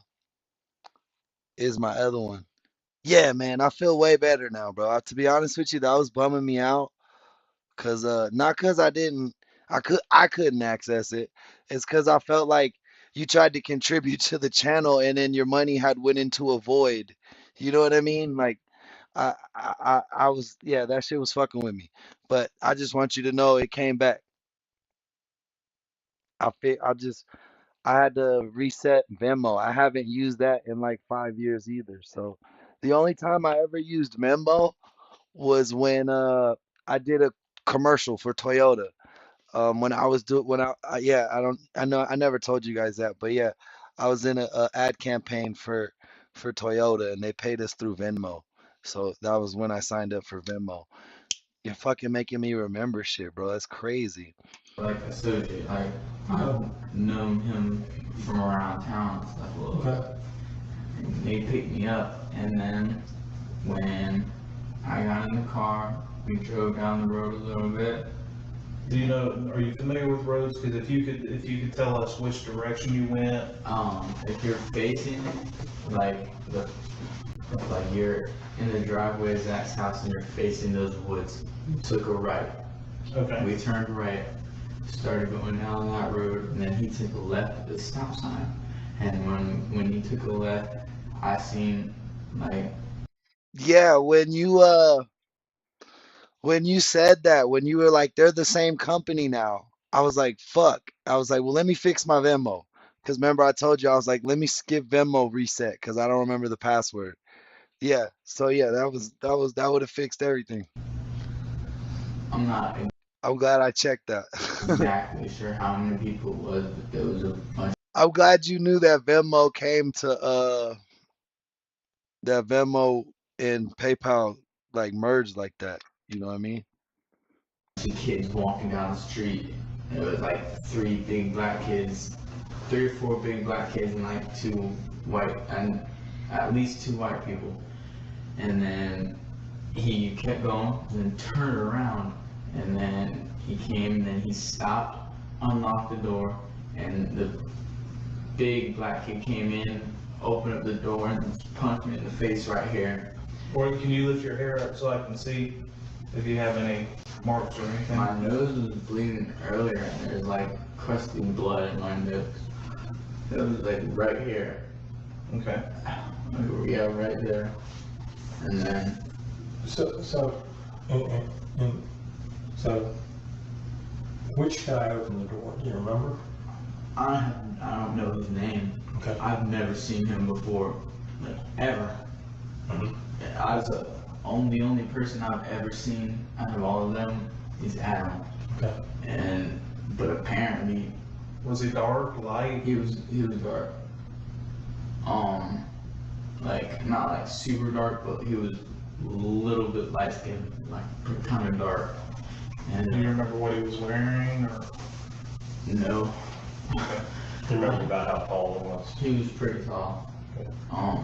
But he opened the door, and as soon as he opened the door, he stuck me in the face. And when he stuck me in the face, I went like that and turned, and Adam had a gun, like there's like the center console, and it was like right here, like in his lap, and I had reached over and grabbed it, and I took it, and I just pointed at him and pulled the trigger. And then as soon as I pulled the trigger, I dropped the gun, and they was like, okay, you got that. And I got up and I hauled ass back to Zach's house, and I was trying to get them to drive me home, please drive me home. I didn't want to get out of here, I just want to get out of here. And then they all started fighting, so I called my dad, I was like, Dad. Remember all of they? It was So is he saying he just shot the gun like in the air type shit, or did he shoot the guy? I didn't catch that. Jeanette. Cause this kid seems to be truthful though. I'm gonna be honest with you. Even though he's doing this bullshit with the sleeves, like I'm getting in his shirt, even though he's doing that shit, I really feel like he's being truthful. Nah, I can't even say that. Zach's grandma, Zach's grandpa. So Miss Super. Yeah. Okay. And then And his grandpa goes by Chris. yeah. Okay. And then Hex, what time is it in New Zealand right now? they all started fighting and stuff, and I was like, y'all chill, stop fighting, bro. And Zach started Zach's grandpa grabbed Zach and then pushed him, and then I went like to go get him off, and then I was like, I'm not getting. No, Hex, I think I know why. Cause his hair kind of matches this wall on the side right here, and then his jacket matches that back wall, and then his jeans match this desk, right? Am I tripping? Do y'all see that? He matches the whole room. That's why. Haha, we finally flipped it on you. Usually we're up in the middle of the night and you like daytime watching. Usually it's like when we're up late, Bradley chilling, you know. She's it's like during the day for her and then for us, but now we flipped it back on her. That's cuz we are international, baby. We ain't no timeline. We go we go wherever the crime takes us. But yeah, he's camoed up for sure, bro. Like each side of the room matches. Like his hair matches the wall, his shirt matches that wall, and his jacket matches that wall. And when he was leaning like towards the wall, you know what I mean? It was even better. Involved in this, I'm just trying to get out of here. Jeanette was calling the police. I'm like, all right. So Jeanette was calling the police. And I was like, all right, my dad's on the way. And then I was like, okay, wait, police to get here? My dad's gonna get here. Nope. Yep. You right on it, Bradley. You get it, bruh. That's exactly what it is. Figured this whole thing out. So, what kind of gun was it? It was black and it looked kind of like, I thought he was gonna say big and black, cause that's what he kept saying about the other kids. They were all big and black, light skin but dark skin. like your gun, but it was like small. And it So we're was, talking about a pistol. yeah, Okay. it was smaller. And it was like, um, less, less like, square, like rectangular. Okay. You know the difference between a revolver and It wasn't a revolver. okay. So it's like a semi-automatic. Right. And you said that Adam moved. Smith's story doesn't give a valid reason for the fight or why he thought he needed to escalate matters with the gun. This weak statement falls in line with the theory that this was a drug deal. You could see it stuffed down by the console. No, it wasn't stuffed. It was like next to his lap Okay. and the console, and like he was probably going to grab it. I'm not 100% sure, but as soon as I seen that, I went to go grab it because that's like the only thing I can think of to do because there's a bunch of people outside and about to try to jump me, so I ran and I grabbed that and I shot either at him or something. So, are you right or left-handed? I'm right-handed. So you grab it with your right hand, Yes, sir. and then you remember how you were aiming, or did you just? I grabbed it and I went like that.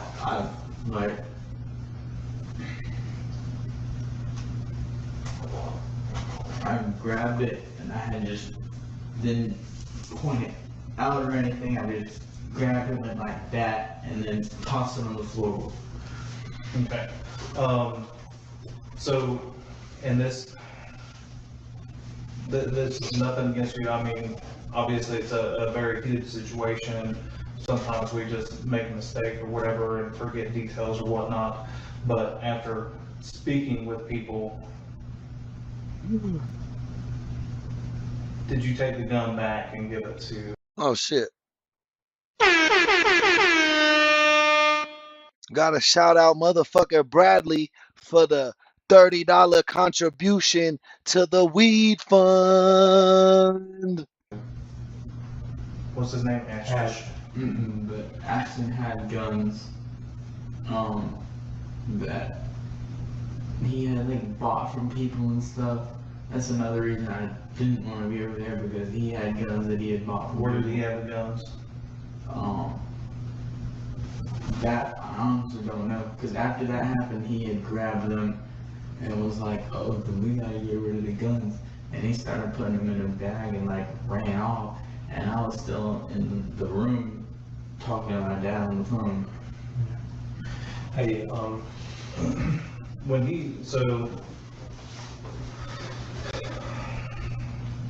this is okay. So Ashton is in the house, right? He wasn't out and about and doing whatever. He was He was in the house with Haley, or where was he? I think they might have been like by the time I was down there, like out in the front or something. So When I was running back, because I guess they had heard the shot and they were running outside. Like they were all running outside towards them. And I was running back to the house. And I ran back in the house.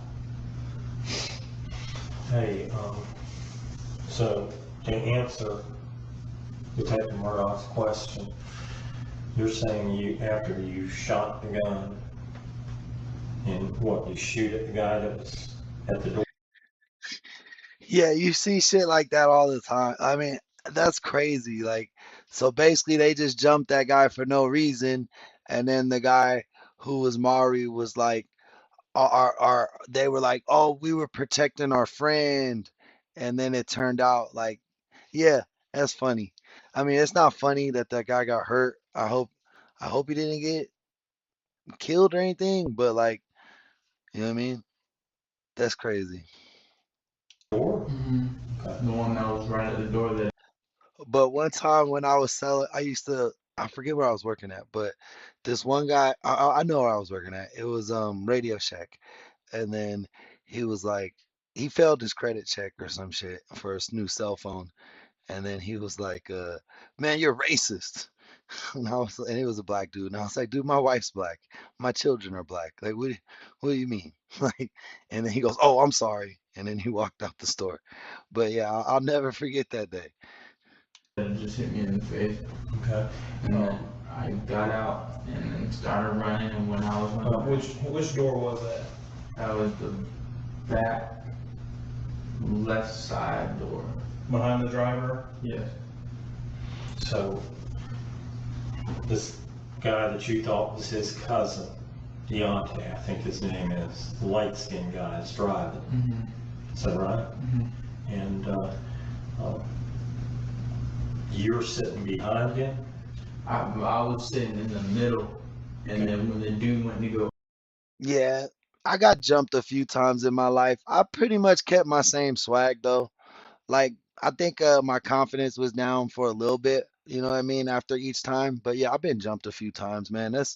I feel like if you're a knucklehead or you're just a dude who's out a lot or you're like polarizing, you know what I mean? Or like it can happen, you know what I mean? If you got a big personality, people are gonna hate on you, and you can't let their hate or their dislike of you like take what makes you great, take what makes you shine. You know what I mean? Like, yeah, you know what I mean? Don't let that happen, you know what I mean? Like I know for a fact though, like both times I got jumped, like I didn't want to go out for a while, you know what I mean? Like I didn't want to go outside or even do much. Like you kind of get depressed, you know what I mean? And then cuz you just think like, damn, like I shouldn't have got whooped like that. Even though it wasn't a fair fight, you still feel as a man, your pride, your ego, and it takes a little while to get over that, and you partially you want revenge, but then you think about it and it's like it's not even worth it, bro. Like it's not even worth it because even if I'd get my revenge, like what's really to come of that? You know what I mean? Like they unlocked the door, I scooted over. Was there anybody else in the vehicle besides No. the driver, Adam, and you? No, not that I know of. There's no. Yeah, spend long enough in a barber shop, you'll end up with a haircut for sure. I like that saying, Bradley. I'm gonna bring that back. Nobody else in the vehicle because we was riding, we was talking and stuff. Just like talking like he was just coming to pick me up, and then he came up and I seen the kid, and then he turned around and stopped, unlocked the doors, and I was like, all right, something's up. I knew something was up. Okay. Hey, I kind of need you to break it down for me because if I get it wrong, it's going to stay with me. So I try to get it right chronologically. You were at school, correct? Yes, sir. You go to what? Adult education? West Nassau. West Nassau? Or you go to the adult education portion of it? I go to West Nassau. Okay. Who is it that goes to adult ed? Somebody over there goes to adult ed. I go to West Nassau, but I was about to start adult ed, start doing adult ed because it'd be easier for me to finish. Zach goes to adult ed. Or is that just online school? They had to go pick Zach up from school though, right? No, they were picking me up from school. Okay. So, and I want to make sure I get it straight, okay? So you get out of The detective is trying. Broker than a tooth fairy in a crack house.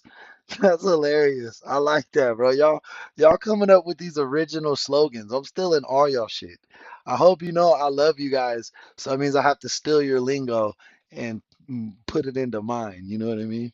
Trying to get all the details straight, which isn't easy when the suspect gives a jumbled delivery. Smith may be doing this deliberately. If he is vague enough, he can cause enough confusion to work in his favor, and it is easier to walk things back if he is caught in a lie. school what time? 30. Okay, 3?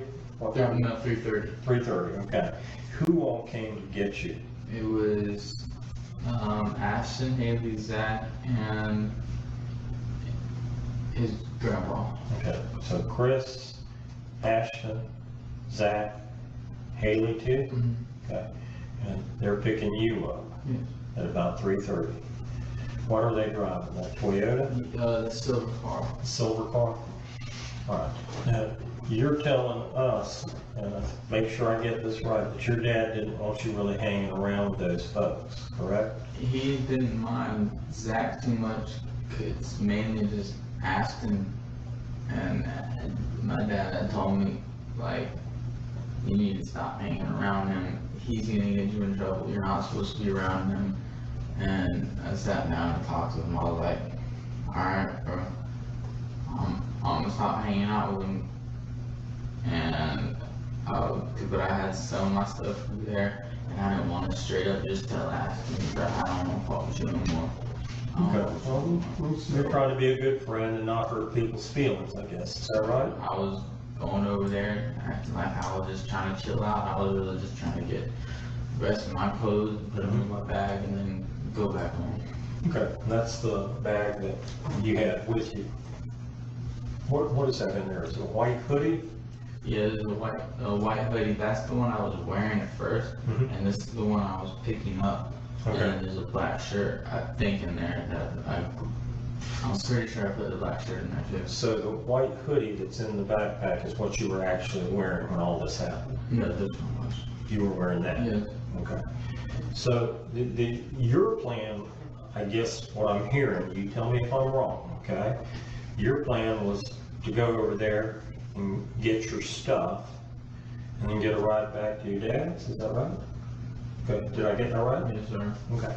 And so while you're over there or sometime, so that's about 3:30, they pick you up, and someone told me that originally the plan was that y'all were all gonna go to the Walmart down on Lemon Turner. That's what they were saying when we were in the car. Okay. Zach's grandpa was like, so are we going to Walmart? I'm like, and then I'm like, no, go to the house. Well, So he made a U-turn and went to the house. so y'all are going down Lemon Turner, Yeah. and then you turn around, what, have you already gotten past Spring It Lake? was right past, like, we had just passed Spring Lakes, and I'm like, no, like, we're not going to Walmart, let's go to the house. So we were going to the house. I had no clue I had no idea about Walmart. Okay. So then you head back to the house. So now we're talking, what, around 4 o'clock or what, thereabouts? I'm just trying to keep it straight. Right. And while you're, I mean, you've got a phone, what is it, an iPod? iPhone 8. iPhone 8, the purple Yeah. OtterBox one, right? And are you texting or are you Snapchatting Adam? I was Snapchatting at him. Okay, you were Snapchatting him or did he Snapchat you? I Snapchatted him, or he had Snapchatted me a couple days ago, but I didn't open it. And I opened it, he was like, yo, I was like, yo, you trying to hang out? You take me back to my house. Okay. And then he was like, yeah, bro, where you at? I said, Spring Lakes. He said, oh, shit, I'm right down the road. So has he ever been over to the house before? I guess, but he's been over there before I even moved to Canada. I got you. So how did you know Adam? You said you were. I know Adam just because, like, from around town, there's like kids Deciding that his case is hopeless. A more experienced criminal would be doing what they could to ensure that they got their crime reduced to the lightest charge possible. But Smith hasn't had a chance to think this through. The drug deal, you don't think he deserves something? Why should he have to go to jail when I'm already gone? I did it myself. Sometimes more than one person can be in trouble for something, right?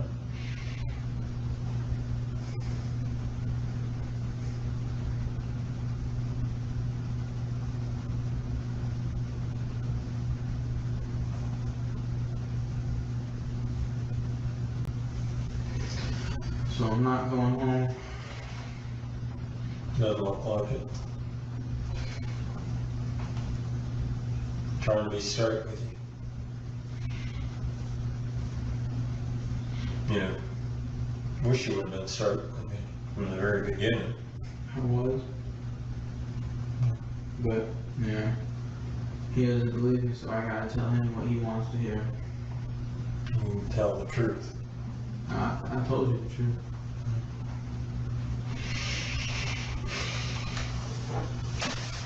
Told you the truth, but I told him what he wants to hear. If he doesn't hear what he wants to hear, then he's just gonna make it even. Well, I'll tell you, you told him a lot more than you told me. Stuff that is true. No. Well, I mean, you told him. Of the shooting. Sometimes not speaking at all can get the best results. And the detective adds another twist by playing the video of the shooting where Smith can hear, but not see what is happening. Smith is uncomfortable as he listens, covering his face and shifting in his seat. While he can't see the screen, he knows what happened by the sound and is trying to determine which parts the detectives might be seeing, or if there's any chance that a direct line of sight was blocked from the camera. Hey, that detective cold as fuck. That's a sick ass little investigation tactic. He just let him hear him watching it. So he's like, damn, what does he got? Like, dude has no fucking clue.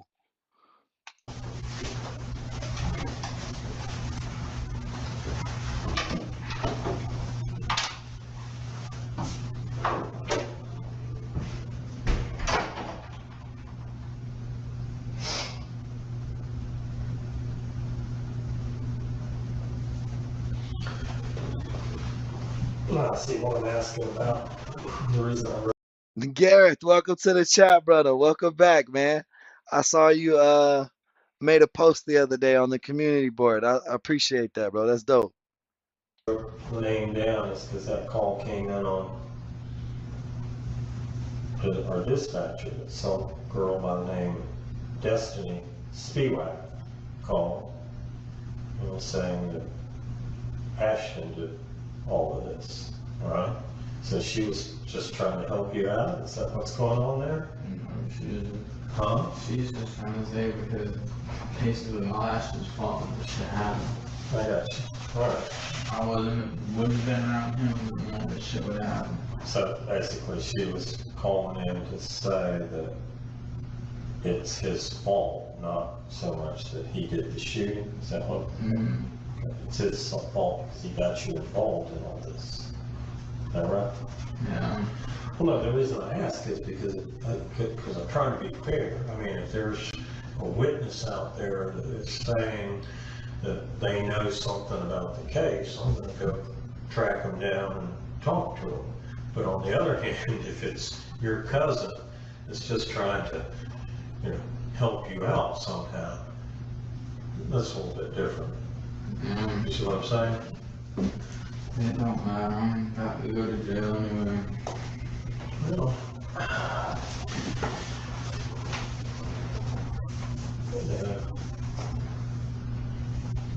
we're kind of right back where when you and I first met,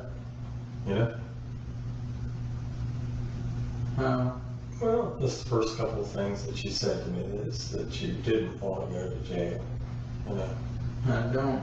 I just want to go to school and fucking. Why you call me the YouTube honey badger? What that mean? And in America, there was a really good football player called the Honey Badger. His name was Tyron. Oh no, it wasn't. It was I know his last name was Matthews. I forget his first name right now, but he played at LSU for college, and he played for a few teams in the NFL. I think he's still playing now. I did that. Can't. About attempted murder charge. Certified level 10. I'm fucked. It doesn't even fucking matter anymore.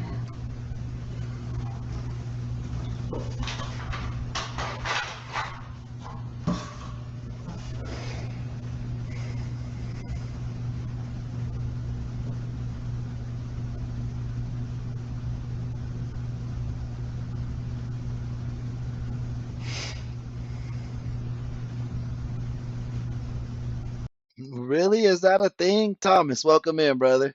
I didn't know that the honey cheetah cubs look like honey badgers. I remember, I don't know, do all kids? I remember thinking cheetahs were so cool when I was little.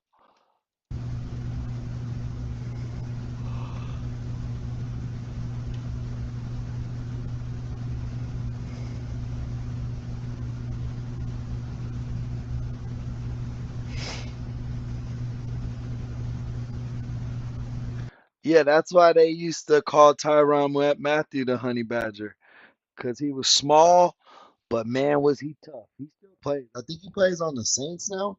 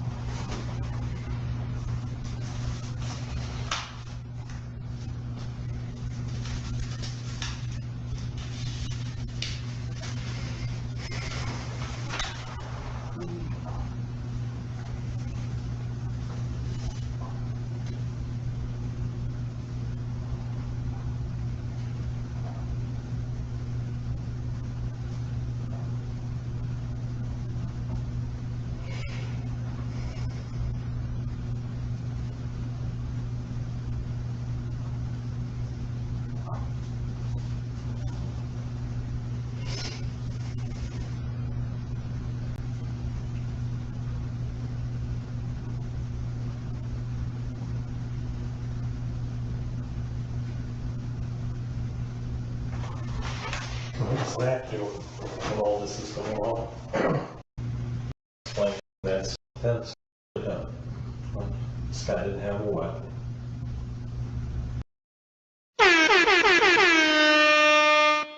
Shout out Brandon in the building.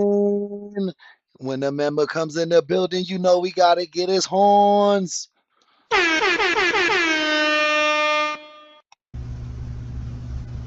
So these guys are able to come up and try to jump me and hurt me and stuff. And I don't know what their intent was. I didn't question any of them. Right. And the one that I would really like to talk to, I'm not able to because, you know, he got shot.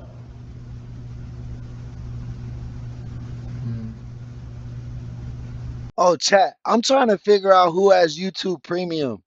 Cause yeah, man, I appreciate y'all. I was trying to see because I was looking at our analytics and it tells us like how much how many like ads people watch or like fucking how much time you get from YouTube Premium users. And I think we get a couple YouTube Premium users. I use the bathroom. Yeah, let me check with them and make sure what they're doing. Take care of it. Oh, Hex, you amazing. You the one doing that for us. Thank you, Hex. Thank you.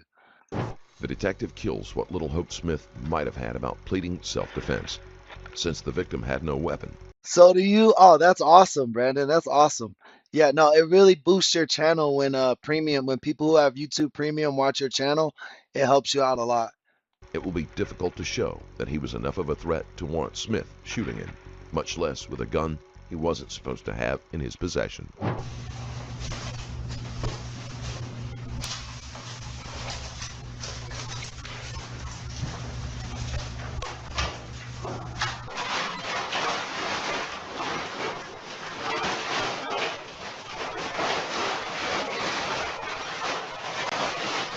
Gavin Smith pleaded guilty to third-degree murder in the death of Trent Fort.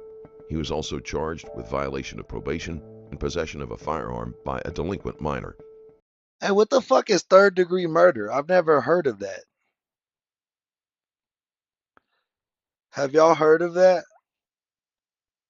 I never heard of that.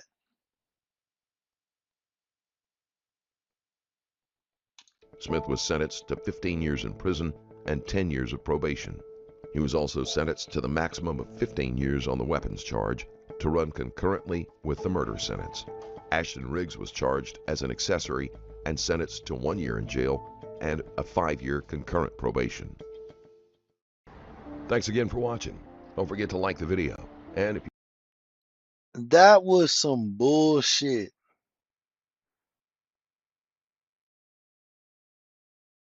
That was some bullshit. Not looking good for him right now. Gareth, are you saying your YouTube premium as well? Um, yeah, when I go to work, I put your replays on to boost. Third degree, nah, usually manslaughter.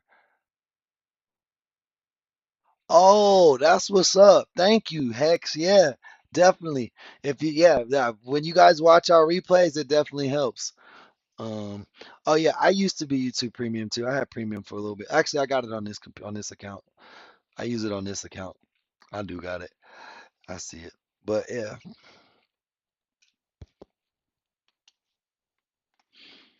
the best thing I liked about it, I wish I is the best thing I like about YouTube Premium is that I can turn my phone off and still listen, or not turn, but turn my screen off, or like put the app in the background and still listen. I think it's like $20 a month now, bro. That shit's getting expensive. I was thinking about turning it off. I'm not even gonna lie to you.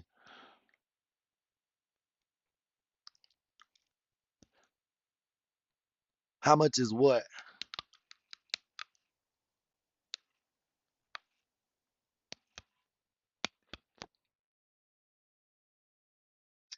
Yeah. Oh, third degree means oh, it wasn't premeditated. Yeah.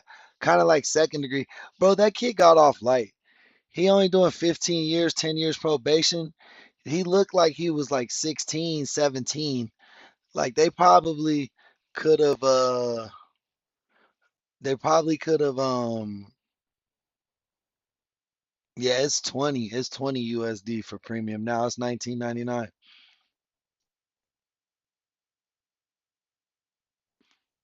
I didn't like that case, bro. That I'm not even gonna stunt to you, bro. I think that interrogation was super fucking boring. Like that cop was boring. Like I was falling asleep, bro. I think Bradley did fall asleep on us on that one, bro. That shit was bad.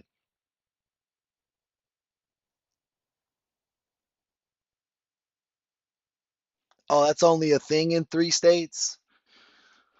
Yeah. Florida, Pennsylvania, Minnesota, I think. You be knowing your shit, Brandon. What, are you like a lawyer or something, my boy? Let me find out. I'm gonna call you when I get in trouble.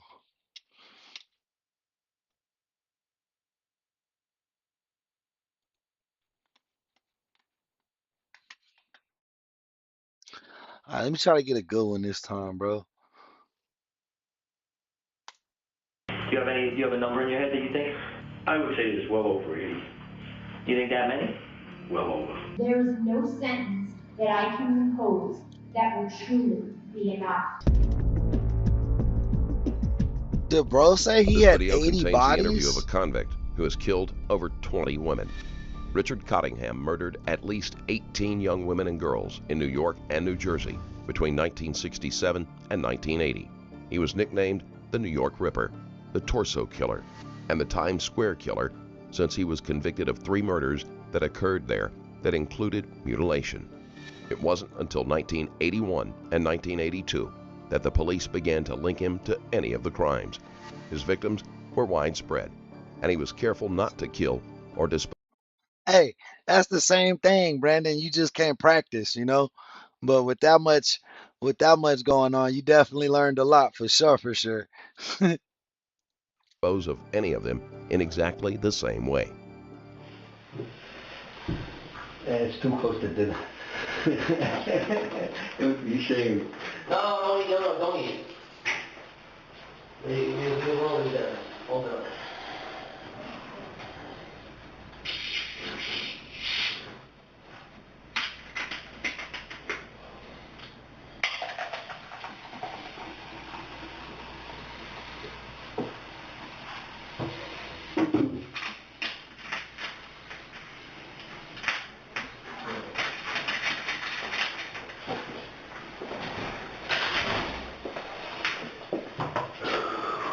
Want some more phone?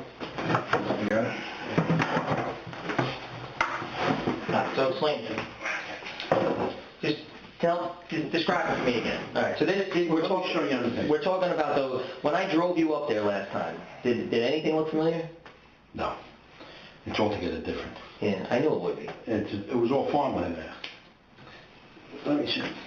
When we drove up the last time, I always went... So start from where you're talking... Let me do it my way. Hold on, just so I got it clear. The street that the ice rink was on. Let me explain to you. This way you know everything I know about this. Okay. Every time I went there, I came up the street going to that street. Here's the street going to the ice rink. Okay. This... Was the Garden State Parkway there yet? Or not even built yet? I don't know if it was built or not, but I didn't know it. I never seen the Garden State Parkway. Okay. I used to always come the same way up through Rivervale, right up Rivervale Road, and then I'd wind up coming down this road here. This was the field, the cornfield, that I always, the well is back here. This time I came, and it looked kind of wet and everything, so I used to just drive right off the road, drive back in and turn the car around and face this way. So I always knew, even if a cop car came by and seen me from here, by the time he got back here, I was gone into the woods. So I never brought my car there. Damn, they got that pizza. That made me want some pizza. So this time, I went up to here, and I went around this way. And my intention was to see if this was drier. And then, now on the other side, just like this, right from here, that was all swamp or woods, whatever. So this time I went, now the three houses I'm talking about are here, here, and here. So I pulled the car up this way. And I went in, I said, let me try over here, maybe I'll find a new spot. Cottingham is able to give a detailed account of his movements, even years later. This was possible because he had a routine and planned his actions carefully. And when I went in about 40 or 50 feet, the car stopped. I got stuck in the mud. Mm-hmm. So we stayed there about 10, 15 minutes. I was talking, I was trying to decide what to do. The cop car came up this way. And then he went by, and then I seen him back up. So I knew he spotted the car in there. So I got out of the car with her, and I ran into the woods. I didn't even know where I was going. Now there was dogs in this house that started barking, either from me or the cop car or whatever. No, I never tried that. That apricot on a pizza? That's wild, man. So that's what dread. So now I said, let me go over that way. So I stopped here, and she started screaming. She heard the cop car, and she's screaming.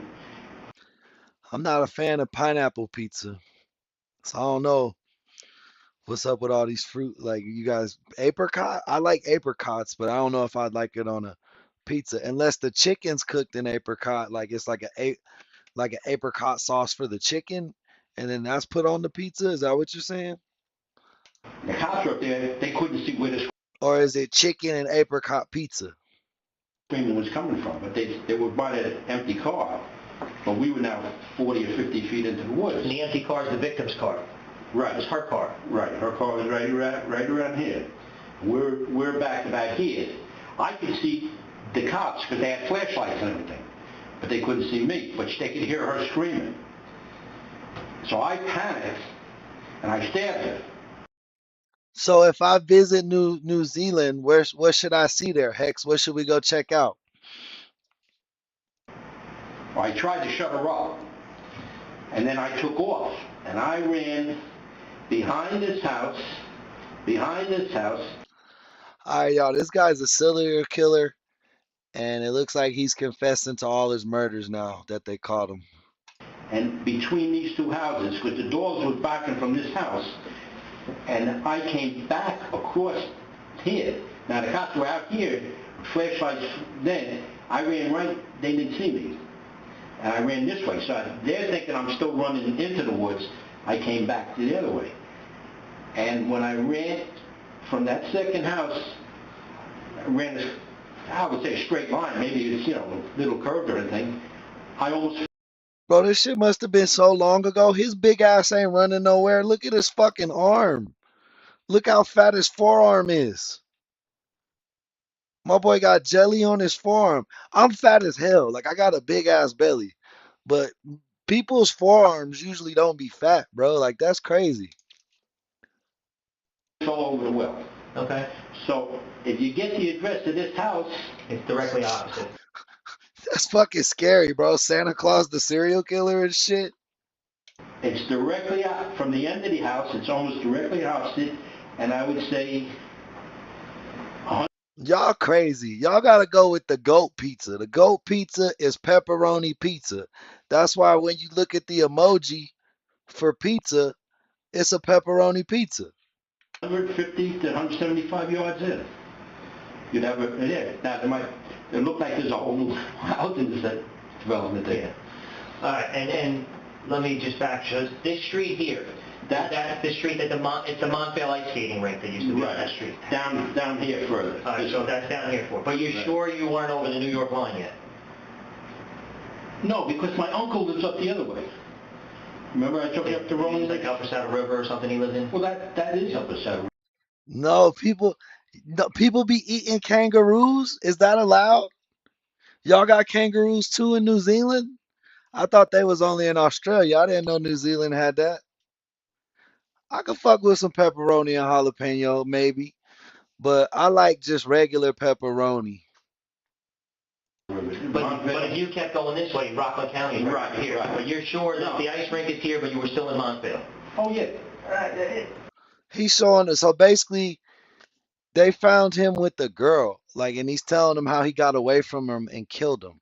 I'm pretty sure it was in his younger years, because that's what they said. Even after all these years, he can remember his killings, like work, like step by step, because he had planned them all so meticulously. I don't know exactly how they caught him, but This whole area was. we stole Aussies. What?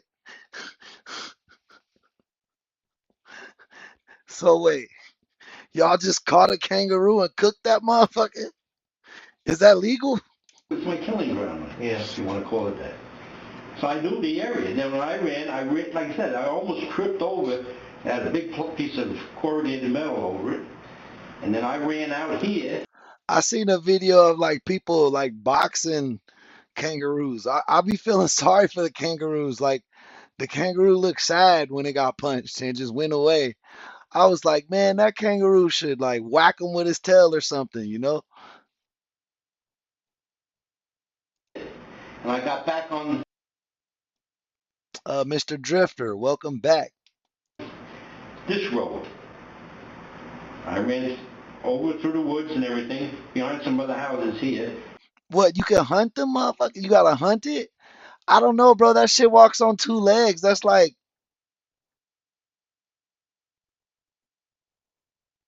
bro, I feel like they got some strong ass legs. They'll pop back on that tail and kick the shit out of you or whip the tail. But yeah, I seen some videos of some guys just socking up fucking kangaroos, bro.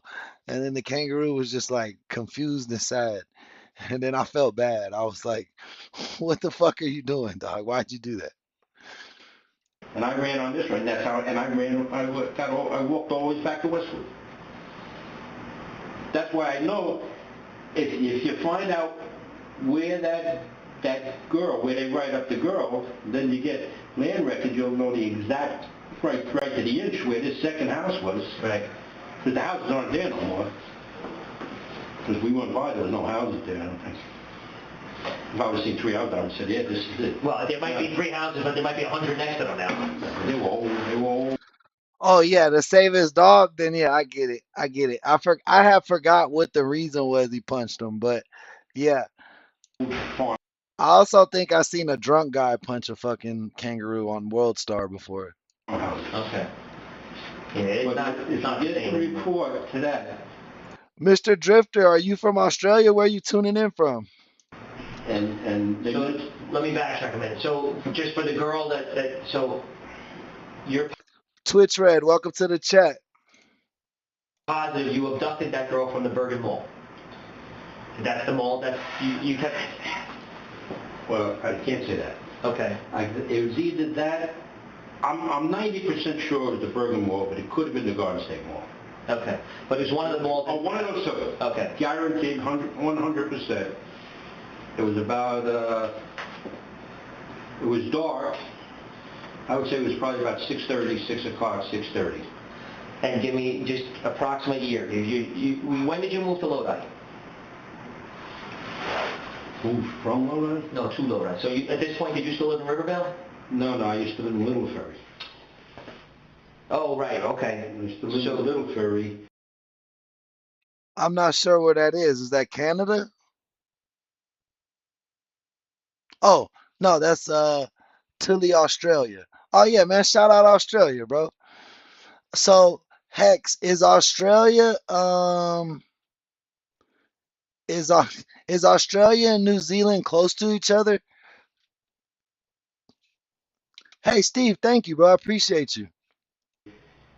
From 1970 to like 73, I think. Okay. And then I moved to Lodi. Prior to 70, where were you living? Riverville. Right, that's what I thought. So when this happened, though, were you living in Rivervale or Little I Ferry? don't remember. I think... Although Cottingham can recall the specifics of his crimes, he doesn't keep track of basic information, such as where he was living at the time. Cottingham took pride and pleasure in his kills, and serial killers often replay them in their minds. Right now on my Patreon, you can watch the most shocking interrogation. The only thing I can say, I'm rock solid about this whole thing. 90% sure that's the intersection. I can't believe there's any other intersection. But when we drove... You just drew like a little street going this way. There is a particular street that's still there where this comes up as you go across Chestnut Ridge Road. Hey, what's up, Kalina? Welcome in. Reading books, welcome back. There's a 45-degree angle going this way, and then the street continues up this way, going into Upper Saddle River and Route 17, going towards Route 17. Well, I don't know what it was like. Not lately, Mr. Drifter, but I do really like his channel. That back then. That's the direction where my uncle lives. Paul, he's sitting in here. This man is admitting to being a serial killer. He's giving these people, I think he's going to tell them about 17 murders. He's already told them about 2 or 3 since we've been bullshitting. You know, at this intersection here, if I made a right turn, that's when we went down to where my uncle lived. Okay. About a mile down there. That's why I knew the area. That's why I'm 95%. That has to be the intersection. Okay. It's just that it looks so different now. I mean... But you're positive this is off of Chestnut Ridge Road, or off of the street where the Montvale ice skating rink was on? The Montvale ice rink was on Chestnut Ridge Road. Almost certain. Okay. You know, you're putting doubts in my head. No, I don't want to put doubts. I know you don't want it, but being a guy from... Hey, I love the dedication. Kalina, just when you leave the dorm, just leave it on repeat or something.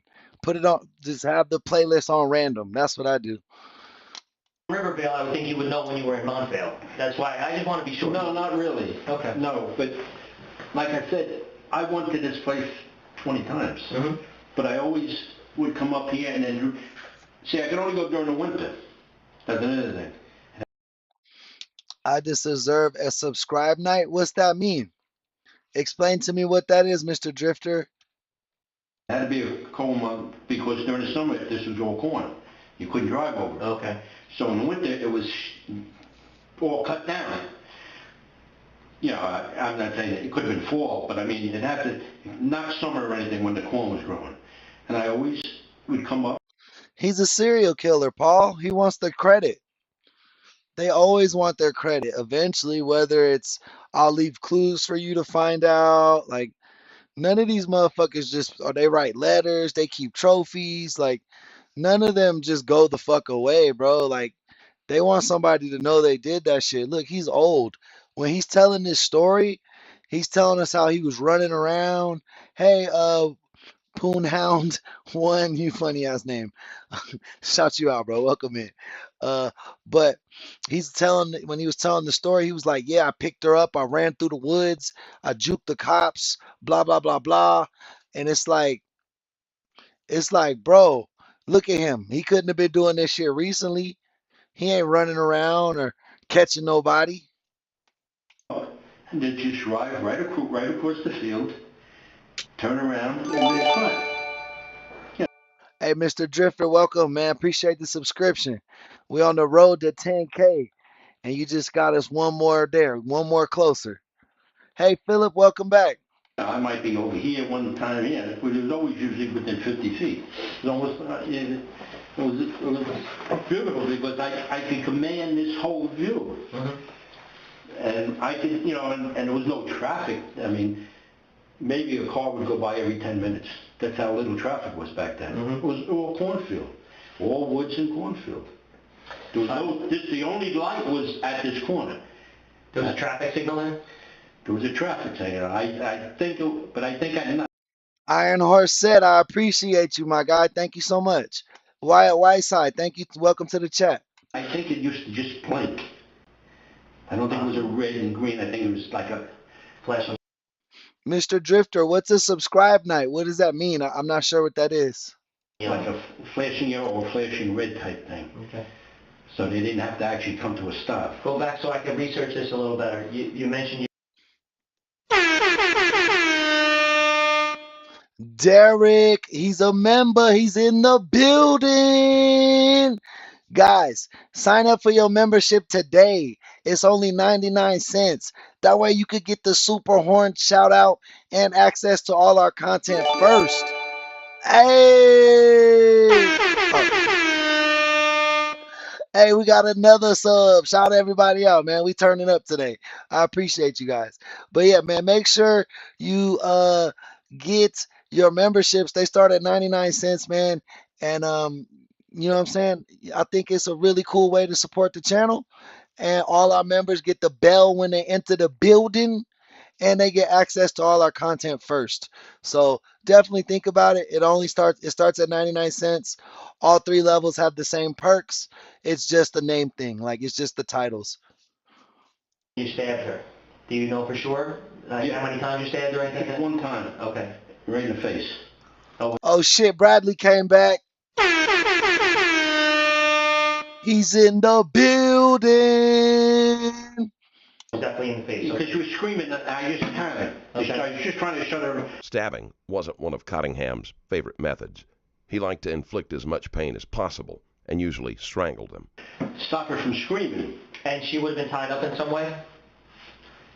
At that point, I don't even know if she might have even been loose. I might have untied her. Because we were in the car for about 10, 15 minutes before that. Because I didn't know what to do. I couldn't back out. I couldn't go forward. Right. So I didn't know what to. I didn't want to hurt her head. That I wouldn't have done that. So, and if the cop car didn't come by. Well, I think you tried to write Iron Horse, but it said Megacore. Why'd your phone do that, Hex? That's funny. I don't know what I would have done. In fact, I was thinking both of us get out and push the car. I can tell you, she was dressed, and she had a suit on.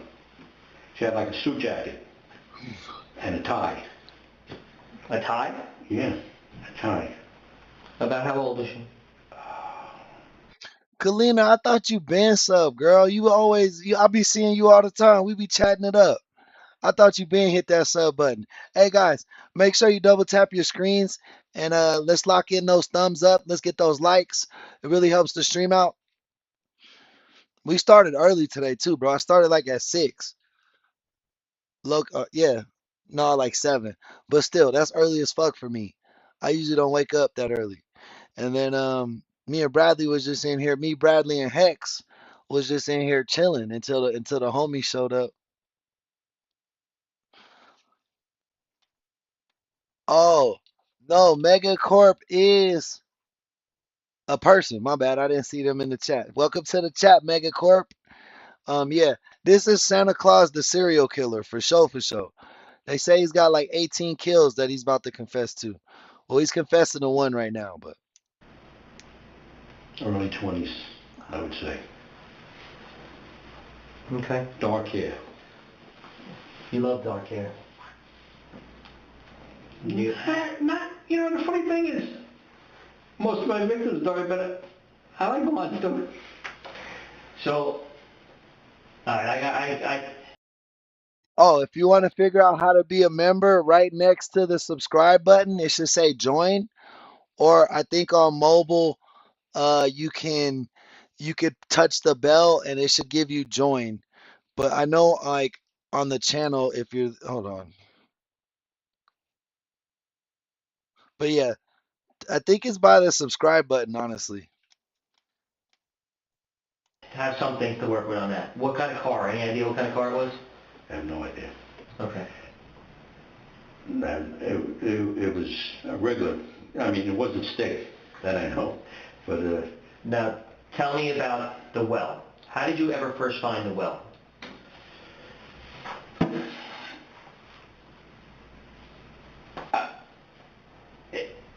in the beginning, I wanted to find a place to drop the body. But see, I always like to drop them near these. Hey, shout out Yeet. Welcome to the chat. Yeah, serial killing ass Santa. He ain't even eat no pizza yet. Or maybe he did. We ain't seen him eat, but he telling for sure on himself now. Side of the streets that can be found easy. And most of them, you'll sign over the thing. Almost all mine were. But in the beginning, I didn't think that way. But then I think, I didn't I want don't people know, rotten. but it says in the description, we'll cover the interrogation of Richard Cottingham, a murderer finally caught thanks to DNA technology. I could look up when we get off stream, I could look up this and try to cook up a documentary for us. I'm actually working on one now, and I don't even want to tell you who it's about because the story is so fucking crazy. Oh my God. You know, so I got a little sentiment. I say if you drop them near the street, somebody will find them in a day or two. But I walked. I might have just got out to take a leak or something. But I walked back. You could walk from this field. This field was all solid. I mean, there was no water, no wood, no swamp. But when you walk back in here, if you got about 40, 50 feet, it turned to swamp. You know, where there's actually water, you know, you couldn't actually walk dry. And I was walking back there to see if I could find a place to, you know, hide a body. And Kalina, I don't actually know how to sign up for member on mobile. I just know how to do it on PC because on PC you see a button that says join and then you just click it. But I don't know how to do it on mobile. You by yourself when you first discovered it? Like you were just on like a scouting mission, or did you actually have a body in there that first time? Do you know? I had a body. Okay. And he's a serial killer who was caught through DNA Titan, and now he's admitting to his crimes. He's confessing. I had the first time I seen it, I didn't know what it was. That's what it was. I walked on it, and it was tin. It was like a galvanized round type, you know, like corrugated. Yeah, it was like I'd say 8 foot long, 10 foot long, 5 foot wide. So it was a big piece. Because I walked on it, I realized this ain't ground no more, and it was like metal, but it was pitch black. I couldn't see what it was. Hey Twitch, I know they like, damn, bruh, how many motherfuckers you killed, dog? When's your story end? I didn't have no flashlight. I never carried a flashlight or a light or anything. The next time I came back, I was earlier. It was only about 8 o'clock at night. It was still dark, but it was early. It was lighter, or the moon was out or something. So I went back to see what it was, and I seen it was a metal piece. So I moved it, and I couldn't see nothing. It was pitch black. So I dropped the rock. and went down, it sounded like 100 feet, but we're down about 20 feet, 15, 20 feet. And I seen the side, it was like a well. It looked like, but not brick, like stone or old cinder block or something, like. This cop can't sit still. He like, damn, bro, we bought you a pizza and shit. Take your ass back to your cell, bro. I got a family. You giving me too much paperwork right now. Like an old-time cistern or something that somebody covered up so nobody would fall in. Hey, Carlos, welcome in. And then I said, hey, this is a good spot. Then I remember the 3 girls that dropped in there, and then I started thinking about them rotting there. I said, nah, that's why I started dropping them by the side of the streets. So you only used that well for 3 bodies. Just 3. This would have been the 4th one, but she got away. I don't know if I was going to put her in there, because after those 3 were in there, I went back there many times, but I never put nobody else in there. Okay. So See, I told y'all he had already confessed to like 4. Since we've been in here bullshitting with each other, my boy confessed to 4 bodies or 3, and then that bitch or the one chick got away. But like, yeah, this is wild, bruh. How was Santa Claus able to do this? Like, was he always big like this? Cause if so, I would have juked him, bro. He wouldn't have caught me. I would have juked him, bro. I would have just ran. Like, I'm pudgy, but I'm fast. I don't know if I'm that fast no more because I'm 37. But in my heyday, I was fast. I was the only white sprinter on the track team. I wasn't one of the fastest kids on the track team, but just in where I'm from, to be a white kid and a white sprinter, like that was crazy. Like it was me and Larry. That was it. In our 4 years of the high school, there was 2 white sprinters, me and Larry. Larry was actually pretty quick. He was faster than me, but he wasn't like the best in the school. Like we had track kids going to school. Like we had some really fast kids, bro. Like I just remember that shit. But he wasn't doing that. This motherfucker wasn't running, bro. That's why the 4th lady got away from him. The 4th lady was like beep beep beep beep beep beep beep. I don't know. Oh, he was like, get in my belly. It wasn't always planned. It was, just how things came out. I don't know if we would if this wasn't if this, it just looked different to me that time. I thought I might get stuck. That's why I went around the other way. I would have went back. I don't know if I would have dropped her in the well as the 4th one or not. But I brought quite a few others after that I didn't. After that 3, I never went back to that well. But you would go back to this field. Oh, then yeah. And then you would just go dump the body somewhere else. Right. Okay. The three girls that are in the well. Any ideas to help with those? Like, do you remember them at all? No. Where they came from, how they were killed, anything? One was a hooker. Many of Cottingham's victims were prostitutes, as most did not question him about meeting. Oh yeah, that makes more sense. That makes way more sense. Cause he's like, yeah, I'm about to pay you some money. Come through. Let's kick it. Then they get in his car. Then he hits them with the chloroform or hits them over the head. Yeah. Ladies of the night, bro, got a tough job, bro. Low key, prostitution was the first job, bro.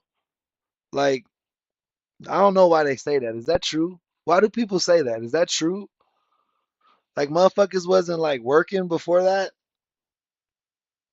That was the first. Is that why we invented currency? In out-of-the-way locations. One was a hooker that I picked up in Little Ferry. There was a hooker bar there. One man show. Santa Claus has literally already admitted to 3 kills and 1 attempt. And he's nowhere near done because we're only 20 minutes into this fucking video. Little Ferry I used to go into. And I'm pretty sure. And one was a waitress. I remember she was a waitress. From where? I don't know. I don't remember. Local in the area, but I don't know where. I think she was young too, I think. Hey, Mac, return of the Mac. Welcome back, my boy. Stray cow. Moo. Cheese. Welcome in, Cheese. Sure. And the other girl could be a blonde from Atlantic City, but I'm not sure. That's what I say. This is a serial killer that looks like Santa Claus, and he's admitting to his kills right now. I think we're on victim number 5. I'm mixed up. It just sometimes it's one after the other, and then sometimes for 6 months I didn't do it. You know. What would have made you bring a girl from Atlantic City all the way up here? Did you go down there? Yeah, I was in Atlantic City. What would have made you bring her all the way up here? So that's where I brought them on. That's what I'm saying. Almost Hey, welcome in, Manny. everyone was, not all of them, Right. but almost everyone was. So let's assume for a minute that you killed a girl in this field. Forget the well for a minute. You kill a girl in this field. What would you do then? You just take the dead body and put it in your car to go dump it somewhere? Well, I would, if I was in her car, I would just go to different places. You know, I've gone up to New York State. I've driven from there all the way out to the end of Long Island. How would you get back? Bro, I don't know what the fuck Santa Claus this is. Instead of bringing kids toys, he was snatching prostitutes and murdering them. Like, I don't even know how that correlates, but he does look like St. Nicholas. What? How would you get back? I would just drop the body and then come back with the car. Okay. And drop the car wherever. Sometimes it would be in my own car. But I never drove my own car across there. I was always afraid of getting stuck. I always knew if I got stuck, I could just run. Right. I never took my car in there. Like I said, a lot of times I would leave it in the 24-hour diner because it was beautiful. Car can stay there forever. Right. Nobody ever know. Bro, his big ass was snatching up hooks, stealing cars, killing people. Nobody noticed Santa Claus doing this shit, bro. Where the fuck is this at? Is this Florida? I bet you it's Florida. I don't know. Nobody looked for it, and I could always, Somebody look it up for me. His name is Richard Cottingham. I always knew once I make it back to that diner, I'm okay. Yeah, I agree, Hex. He was looking for his own terms so he could get his little 15 minutes of fame thinking he a serial killer. You know all serial killers think they're important and shit. And that one on roof there had a big back parking lot. Had a little small one on the front facing the Route 4, but in the back was enormous, like 70, 80 cars could fit there. It was a good, nice diner. Good food in there. But I would always figured that's why nobody ever knew what was going on, because I would drive 3 hours out to Montauk, leave a body there. Next time I'd go there, well, down the turnpike, so I couldn't go no further to travel, leave a body there. So there was never connected, never 2 or 3 until the very end where I got started getting stupid.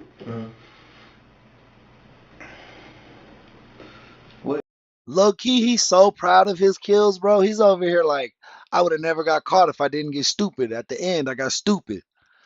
What do you think? What year is the first? Do you think? Do you have it in your head, or you have no idea? Well, I can knock it down to 1 or 2 years. What do you think? How far back? 67. 60, maybe the end of 66. 67. Oslander Ross, welcome in. It's a lot of years of running around. A lot of states too. Yeah. Do you have a number in your head that you think? Did you ever? Chat, remember to floss your teeth. It's the most important thing. Floss your teeth. Sit back and think about it? It's sad to say I couldn't count that high. They start to get jumbled. I would say it's well over 80. You think that many?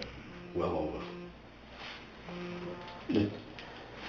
I've done some in Florida, Connecticut, a lot in New York,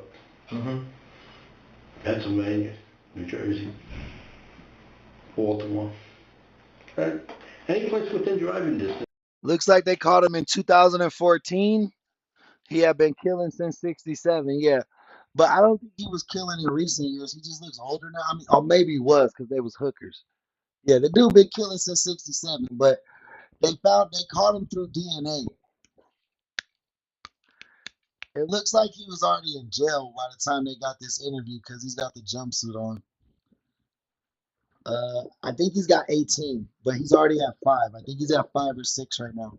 Since that was not connected to me, I would try. Welcome, welcome to the chat, Greg. Greg, the point of the show is the reaction channel. If you want to watch the channel by yourself, this video is called What a 127 IQ Killer Looks Like on Stranger Stories.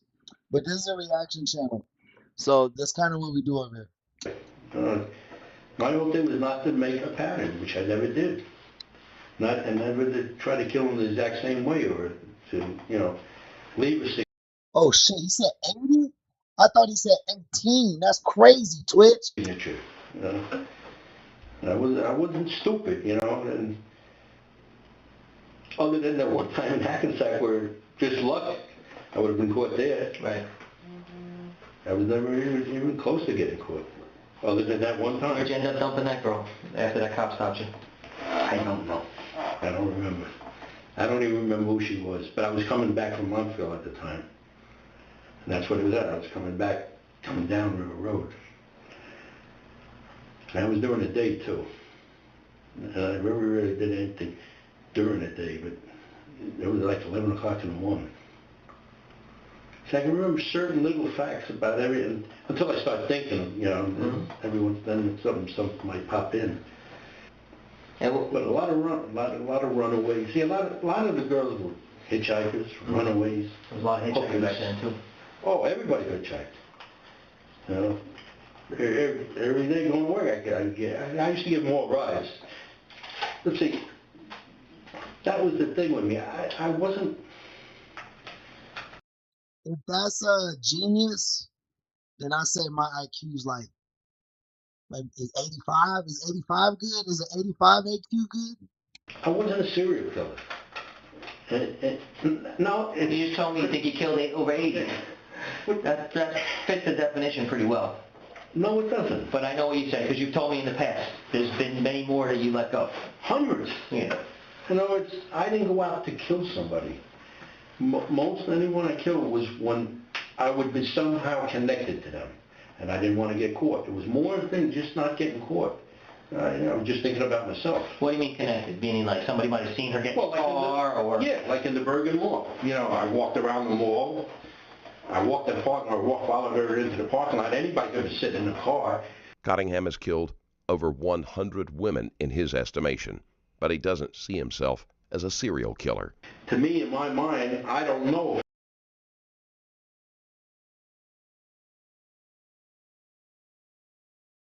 Did y'all just hear that? Am I tripping? I'm gonna put that shit, baby. That shit, what the fuck, bro? Mall. I walked the parking lot, followed her into the parking lot. Anybody could have sit in the car. Cottingham has killed over 100 women in his estimation, but he doesn't see himself as a serial killer. To me, U-Day, welcome to the chat. I think you know what they arrested Father Christmas for, right? in my mind, I don't know if anybody's seen me. That to me, like I tell you, one time in Atlantic City, I met a girl in resorts. She went with me, and I brought her back up here. In my mind, hey, I could be on a camera down there or whatever. So those were the ones I couldn't leave. But if the girl wasn't dangerous to me, I never went out to kill. That's why I said I'm not really like a standard serial killer. I didn't get no joy in having someone. And that's the truth. Never had no joy. Is he trying to say 100 serial killers tried to, or 100 serial killers, 100 hookers tried to set him up, so he killed him, and all 100 times it was self-defense? Get the fuck out of here, bro. 100 times? It was very hard. Right. Why is he even allowed to be alive, bro? Like, they just, he better get the death penalty, man. They better give him capital punishment. Welcome to the channel, none of your business. So what was the thrill? Was it more rape? Control? Tying up? No, it was the game. It was being able to get away with it. The stalking. To be able to do it was like the perfect murder every time. You see something in the paper, a body was trying to hit, you never heard of it because there was never nothing after that. You know, no cops ever came around me or sniffed around like you see on TV. Mm-hmm. It was getting away with it. And even... Bro, this man was real life Dexter, but not, I mean, it's crazy. Dexter has a code, though. Let me not diss Dexter like that. Y'all been watching the new Dexter season, bro? That shit's fire. I haven't seen any Dexter except the newest Dexters. I never watched the old show, but my wife got me on the new series with her, and that shit's good as hell. A lot of times it was control, but I mean, a lot of times we didn't even have sex sometimes. Another reason Cottingham doesn't believe he is a serial killer is that he took no pleasure from the act of killing, and that his only enjoyment came from getting away with murder. Not a lot of times, but sometimes. It was more, I used to say, the hardest... That's a lie.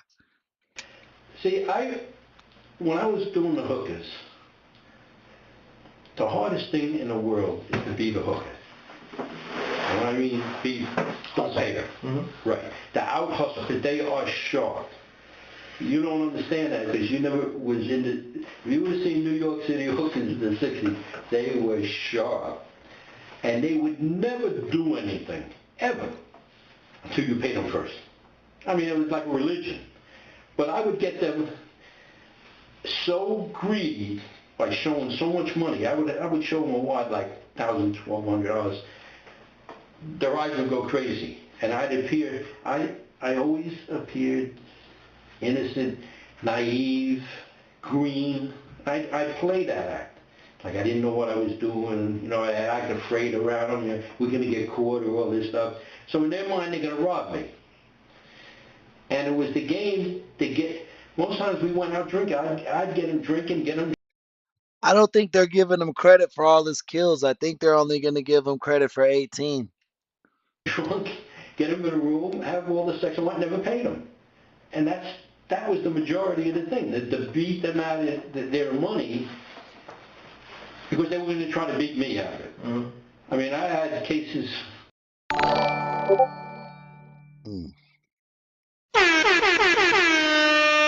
Shout out Chris, man. I appreciate that, bro. I hope you're having a happy Sunday morning, and I hope you got some breakfast in your belly. Because we got Santa Claus right here, Chris Watt. We got Santa Claus right here, who's already admitted to 6 kills to us. Says he has over 100 kills. He's been a serial killer since 1967, and they didn't catch him till 2014. Let's go. I had a case right here, right on Route 46. I had the girl in there. She was so greedy. She took my, she was naked from the waist up. She grabbed my pants and ran out of the room with my pants and left her shirt behind. And she runs right into a guy next door. He opens the door, he heard the noise. You thought she was stealing your wallet? Or stealing your cash? She was. Yeah. She grabbed it. She got about $1,100 from me. So the only one that ever got away. Stephanie, welcome to the chat. Got my money. Gotta give my boy Chris another shout out, because him and Bradley are sponsoring today's episode. So thank you guys. Like I tell you, the donators and the members are the heartbeat of the channel, man. And we appreciate you guys so much, because you make it possible for us to be here on the daily for you guys twice a day. That's what you guys do for us. So that's what I got to do for you. I got to put in that work. Y'all my bosses, so I got to put in that work for y'all, man. I appreciate y'all keeping us eating. Remember, if you haven't already, please double tap them screens and subscribe to the channel, man. It's absolutely free, and we appreciate you helping us grow. out of all of them. But she did, because I never thought she'd run out without clothes. Yeah. You know, so I'm pretending I'm drunk and I'm there and I'm laying there and everything. Man, she made a beeline for that parking lot. That's classic. Oh, I can tell you stories. I know you can. I know you can. But that was mainly what it was. And then, if there was no harm done other than just beating them. I mean, I've had pimps chase. I also got a pimp as a buddy, too. And I can even tell you his nickname, Snooky. He came after me one time. I'm driving up 3rd Avenue, and it must have been one of the girls that I beat out of her money. And all of a sudden, a car pulls up next to me, and the girl's pointing at me to him. So he starts chasing me. So I'm running down 3rd, I'm in the car, driving down 3rd Avenue, not knowing why, and he starts showing a gun. I almost panicked. I mean, I never carried a gun. I got up to 34th Street. Cottingham takes pleasure in recounting his kills the same way other men enjoy retelling high school football stories. And I got away. I was just thinking that, bro. Like, my boy was laughing and all jolly and shit. Like, he fucking, he getting off on this shit, bro. He like shooting shit with these guys. I went through red lights and everything. I come back to the same area where I picked her up. I see her with the same guy. So I'm watching for her. See, I used to watch the cops. In fact, Linnell Taylor, if you ever talked to her, you know, yeah, we used to sit for hours watching the vice cops pick up all the vice girls to see how they do it, how they sit. The one cop here, the one cop here. We followed them all the way down to central booking, where they took them, what door they went in, what door they came out. One time they arrested her. They stopped in a deli to get all the girls. They wanted coffee, so they brought the girl there. I walked in the deli. And then I'm going, and she's arrested now, right? Yeah. And I'm trying to figure out how I can get her out of the deli, but you know, will the cops chase me, leave the other girls, or whatever? Funny. We had some time. I mean, it was exciting. I still don't know if we'll ever figure this one out. Well, look. I think the only way is if there's a record in the parameters. I swear the last time we talked about this, Rich, that I went down that road. I don't know if you're right with your years. Maybe last time we talked it was in the 60s and I didn't make them check late enough. I don't remember. The only reason I say...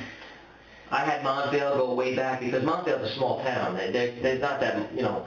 But if it was, it would be the very early 70s or late 60s. And I didn't move into Ledgewood Terrace in Little Ferry until May of 70. And if I was driving back that way, if I was living in the river, I wouldn't have been driving back that way. So, and I wouldn't have been parked because like I said, I walked all the ways to Westwood, and then I got a bus in Westwood that took me to Route 4. And then I walked along Route 4 to get to that diner. And I don't think I would have been down in that diner if I lived up in Riverville. Okay. So I think I was probably 70 or 71, 72. Nothing says, even if I was able to find it, nothing says that it's not developed all over, that... I know, it's probably impossible. Or that, obviously, we'd have no, you know, who knows how we would even identify anybody in it. I don't even know. But obviously, I'd like to find it because we would like to put these 3 girls to rest somewhere. But that would hit the papers. That's what scares me. That you couldn't cover that one up. They found the bodies now. No, but that doesn't mean that it's you that hits the papers unless you decide to accept responsibility. But then people would ask, how, you know, I thought it was too. Then they're going to ask, how did you know it was located over there? You know, reporters aren't stupid either, you know. It's a tall order trying to find this. Yeah. I mean, you know, I knew last time when we drove you up there that it's just changed so much that it was never going to work. But we'll try it. I'll try it again. The girl that you told me about that looks like that actress, Sherry Athley, right? Do you remember the stuff that you told me? No. I remember. I don't want to feed it to you. No. Because I want to hear what you remember about it. I don't remember. You had good detail on it. You really did. I remember there was a girl that the name of the picture was Roswell. Yeah. That's the name of the picture she was in. Every time I watched that picture, it reminded me of that girl. Correct. Looked exactly like her for some reason. Exactly what you told me. I don't know. That I remember. I gotta play it back in my head. Do you remember you told me you followed her from a store in Hackensack? Sears. Yeah. Sears To a and bus stop. Sears and Rhodes. Did that bring it back? No, I didn't follow her to a bus stop. I met her in Sears. Okay. I seen that she was buying something. She bought something in Sears. She purchased something in Sears, a scarf or something like that. And I followed her out of the store. And she walked down Main Street towards the movie theaters down there. I was walking behind her, seeing where she was going. And she stopped at Spot on, Hex. Yeah, my boys just be talking some shit, ain't he? one of the stores.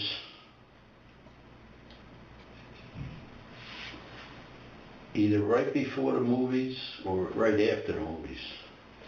I was looking in the window and I went up next to her and I started talking to her. And I was trying to get her to go to, if she wanted to go to a movie. And she said no, she had to be home by 10 o'clock or something like that. So I'm trying to figure out how could... Cottingham sought out victims at every opportunity. There are perhaps hundreds of women who narrowly escaped being one of his victims. How could I get her for some drinks to get some liquor into her or whatever like that? That was right by the movie theaters. How did you get it? Shit, if he anybody family, he like Ted Bundy brother or some shit. I told her, I asked her, I got her to agree to go for one drink. You remember how old she was? I think I don't know how old I was at the time. Hey Hex, I'm not a serial killer. I just murdered like 80 people. Like that's hella normal, right? I'm not a serial killer. I don't enjoy that shit. I don't know what year it was, but I think she was pretty close to my age. We were, you know, I think the early 20s, if I'm not mistaken. But she was right around my age. Okay. I think she told me she was divorced. I'm not sure. I think she told me she was divorced or split up with her husband or... Already? In your early 20s? Yeah. For something like that. Split up or...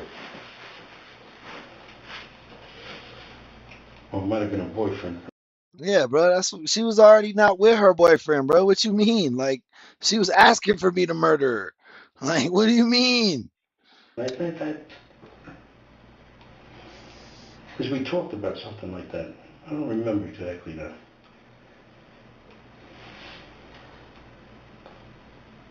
And where'd you end up going? I got her to go to the Holiday Inn. Yeah, you got it's for the economy, bro. It's for the economy, right? Like you need funeral homes and shit, right? Little Ferry on the Circle there. And that's where I had my car parked. You had to walk there? No, we took a bus. Oh, okay. No, we took a cab. We went to get a bus and there was no buses that were going down. I was trying to get the bus that... I used to catch a bus in Little Ferry to go to New York. So the bus came from up in Hackensack, so I was trying to catch the bus that came through Hackensack that went to Little Ferry, and either there was none at that time of night, or I don't know if it was a weekend or not. I don't remember. But we wound up taking a cab. We took a cab to the Little Ferry. I told her I didn't tell her. Yeah, I didn't want to mention the Holiday Inn itself, as, you know, as the thing, but I told her there was a nice lounge there. And I said, my car is parked there. Because that's another place I parked my car, right next to the Valley Fair. I parked it in the Holiday Inn parking lot because nobody, you know, your car's anonymous. It could stay there. If I never had to come back for 2 days, it would still be there. And nobody would be saying, what's this car, you know? So I parked a lot of times right there. And when we went into the lounge, there was only like about 10 people and it was really, really empty, I remember.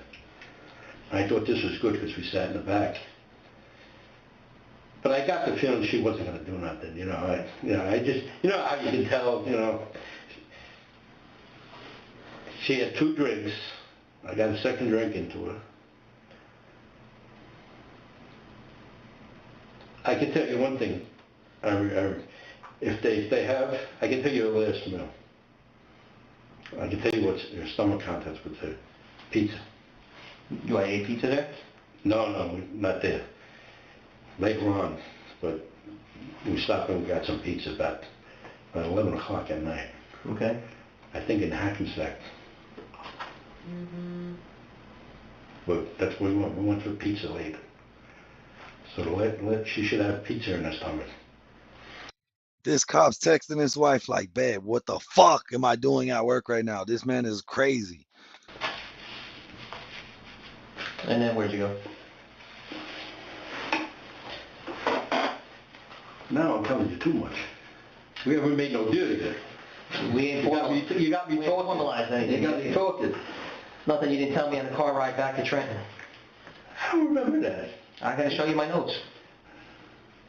Back then I had a BlackBerry. While Jimmy McMorrow was driving, you were in the backseat talking. I was emailing myself on my BlackBerry. Suddenly, Cottingham feels like he has given the investigators too much information, and he is afraid it will affect his ability to negotiate. With bullet points of what you were saying, so I wouldn't forget the detail you were giving me. I remember that. Because I remember, now I don't remember telling you about the thing, but I remember one time driving back, I said, he's recording that's what I thought you were doing. No, I was, yeah, I never said, he's recording my thing. I was actually typing out. Myself, I'm going to shut up because I was typing out. Yeah, I can see you doing something from the back. Because I didn't want to forget what you were saying, because you were giving a lot of detail. So where did you end up? He's like, damn, I forgot they was cops. I thought we was just homies and shit. I forgot I was in this interrogation room in this jail jumpsuit. I thought they really liked me. Why are you recording this shit, man? Taking her though after pizza. Where did you end up actually killing her? For now, I'm going to leave that. We got to still work out a deal, and we still got to. We got to work. I understand. Before I start doing all this. Well, there's no Miranda, there's no nothing like we talked about. I know. So right? I want to see what if it matches what I have upstairs in my notes. Oh, low key, is that how it works? If they don't read you your Miranda rights, none of that shit matters, or what? I want to make sure that your memory hasn't faded in the last 4 years. My memory has faded a lot. You remember her though. I remember Sherry Apple. That's how I call it. I had never heard of Sherry Appleby till you told me. I never knew. I never heard of the show Roswell until you told me. The funny thing is the show came out 10, 15 years later. Yeah. I think it was in the 90s the show came out. And that's when I remember. Yeah, right as soon as I seen it, I said, that reminds me of that girl. But at that time, I didn't know anything about Sherry Appleby. Mm-hmm. But I remember saying she was a dead ringer. Do you remember where you dumped her? Yeah. You do for sure? Town or just, or you just think you remember just in your head you're seeing it?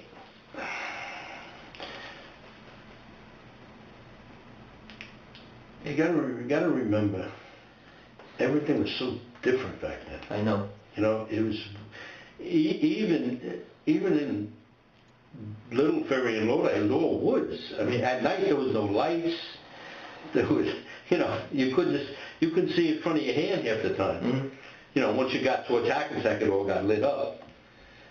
Or towards Little, you know, the circle there. But when you went into the Got you. Hex, in New Zealand, do they be like, you got the right to remain silent? Do they do Miranda rights? Do y'all got that shit too? side streets of town, there was no lights, there was no streets. All empty, lots. There was still farmland back then. You know, everything is, you know,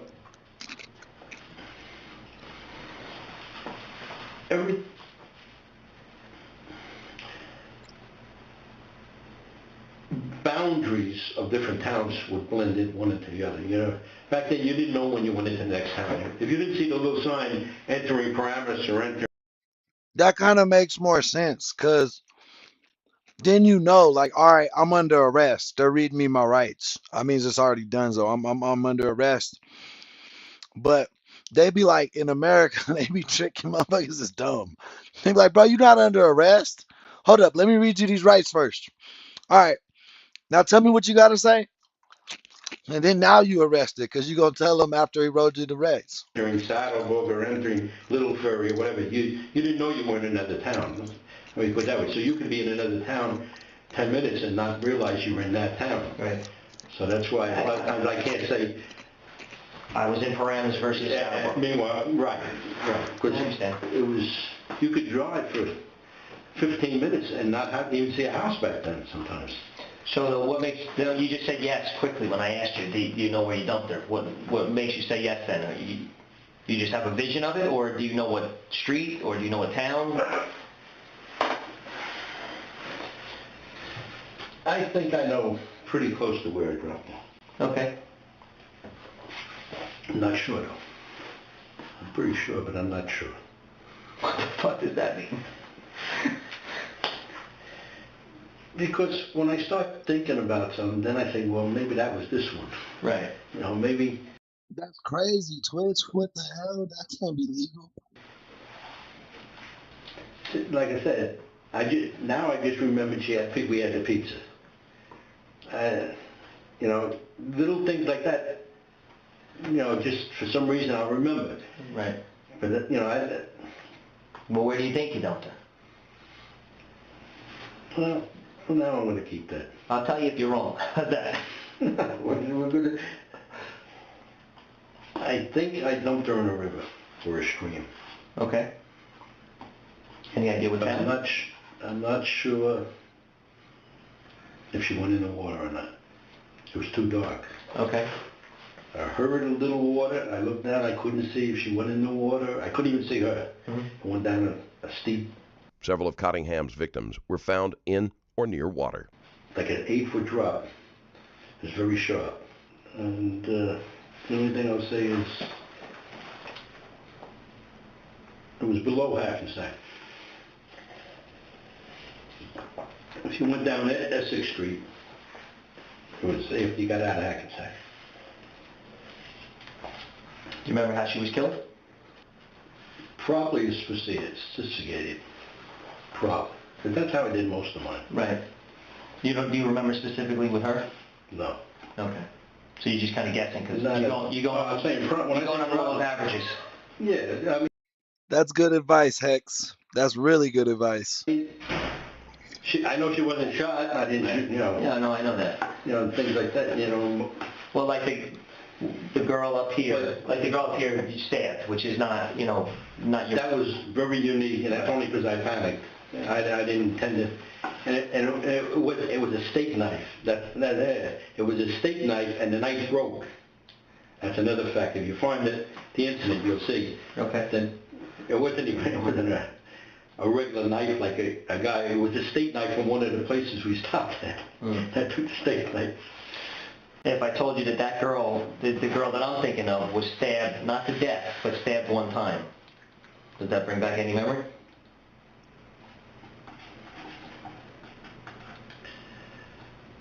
It was not by any means what killed her.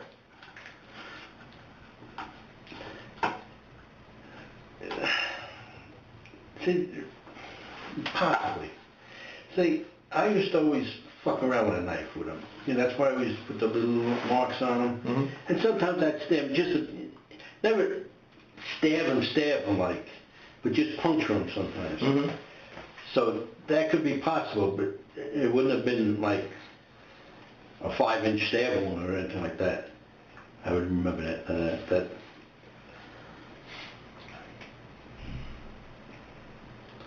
But you also got to remember, a lot of times I was drunk out of my mind. Too. Right. So you might not remember too. You know, or I remember differently. You know. Yeah. No, and let's. You know, I don't sit there and think about these things. I try not to even think about these things. Well, Rich, some of these things too. You're thinking of like if you were to give me everything you got, that somehow I'm gonna put it. Yeah, if you could trick somebody to do your job for you, and they're gonna do that. That's what they're gonna do. They don't want to go to court and have to fucking do all that shit. Put it to dozens of murders all over the place. You see the lack of detail you have on a lot of these things, and even some of the detail, like you said, you think is with one, it might belong to another one. And I'm being honest. And I mean, it's easier to think, or maybe not be. This might not be as successful as you think it would be in terms of what my successful meaning on my end. And that's why I project for so much detail, because that's about the only way that you could figure out one case from another. I told you in the very, very beginning, most of the detail is not going to be detailed. You know, most of the details be, I dropped this body off at road mark so on the Jersey Turnpike. Mm-hmm. And you look up and you'll find a body was dropped there. But now, for me to tell you what girl it was, I can't remember. The one I dropped off way out in Long Island. I remember driving out there. I remember I could. Bro is he want to talk so bad. They already told you, like, I can't get you a deal. I'm not the one. And then he was like, kind of pulling back, like, oh, well, I gotta wait. We gotta work out some kind of deal. Like, I can't be the. But he gonna tell him, bro. He too proud of this shit. He want to tell them everything. Go to the street, go down there. I went there. I turned the car, and there was a fence there, and I threw over the fence. But to tell you, was it the one I got hitchhiking over here in Paramus, or was it, you know, until I know more facts, or I see a picture, or something distinctive, or something, you know, there was just too many. I just don't remember. Keeping track of the identities of the women hasn't been high on Cottingham's priority list. It's entirely possible that he didn't even know the names of some of them. He killed several in most locations, which would also make it harder to keep the individual details straight. Bodies like that are unsolved, I should say. Not many of our cold cases have anything to do with decaying bodies. So I don't know that that's the case of anything that's here in Bergen. I can't speak to any of the other counties. Well, I can tell you for a fact, it is here in Bergen. I don't remember any of them that are certainly not decaying. Cottingham makes the odd claim that some of his victims didn't die the way the medical examiner said they did. The most likely explanation is that they died without him realizing it, and he attempted to drown them. But there's I'm just using that word, but I'm saying if it's in the summer and it's slipped in the. So they was already dead, and then he tried to drown them to make sure they was dead. Like, bro, what are you on? I'm sure. Who is this guy's parents, bro? Like, what the fuck? What happens is all the water dries up, so there is no water in the lungs. That would determine, and it would be the farthest thing you would think somebody's. You find them in a lot, you wouldn't ever even think about drowning. What would make you drown somebody and then bring them back in the car? Why wouldn't you leave them in the water? Because they weren't drowning. Or a bathtub, whatever, right? So you got to get them out of the bathtub, don't you? Yeah, right. Twitch. They were gonna be like Sparkle and fucking Juicy and Candy and fucking Sweetness. You know. Yeah, I guess it depends where you are. Right. Like I said, I did things in all different ways. But I told you that in the very beginning. You did tell me that. I remember. You did tell me that at the very beginning. Because I always said, you know, this is the perfect murder. I mean, they can't tell, obviously. Then, you know, when I thought about it, I said, well, you know, the heat dries everything up. The body's all dry. Why would you think somebody's drowned? The only way to tell is water in the lungs. So that's, you know, the lungs are flat, you think just smothered.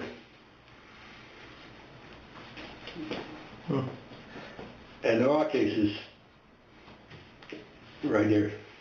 Well, you have to enlighten me, then, so I can look at them. That's down the line. You have to enlighten me, because I don't know that I believe. But that's what I know. Yeah, I was thinking that too. I was like, is that the grown-up version of the child abusers? You know what I mean? Like, like every time we get a child abuse case, bro, they whoop the baby so bad that they try to give it a holy bath in the water to save it. Like that's the only thing. Like that shit is so sad. Like what are y'all doing, bro? Like why does the bath always come into play? Like fuck. If you punch me in my shit, I just want to go lay down, bro. I don't want you fucking holding me down in the water. Like But that's why I'm saying, if I tell you the truth, you'll think I'm lying, so I can tell you a lie and you'll think I'm telling the truth. Not at all, not at all. Yeah, I need you to tell me what you remember, that's all. I mean, and if it marries up to something, it marries up to something. If it doesn't, then it doesn't. Or, you know.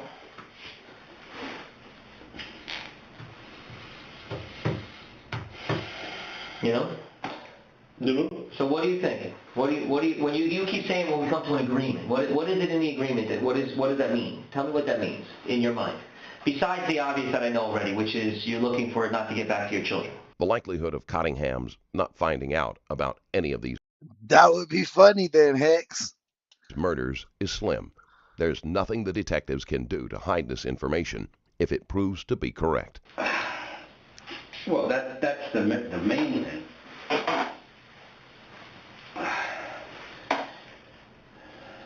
But we gotta talk what I'm gonna get out of it. The satisfaction of righting a wrong. No, that's what you get out of it. And I think you're almost at that point. What do you want for dinner tonight? Let's start with the simple. What do we eat tonight? Because we're getting off track here. Go ahead. What are you thinking for dinner tonight?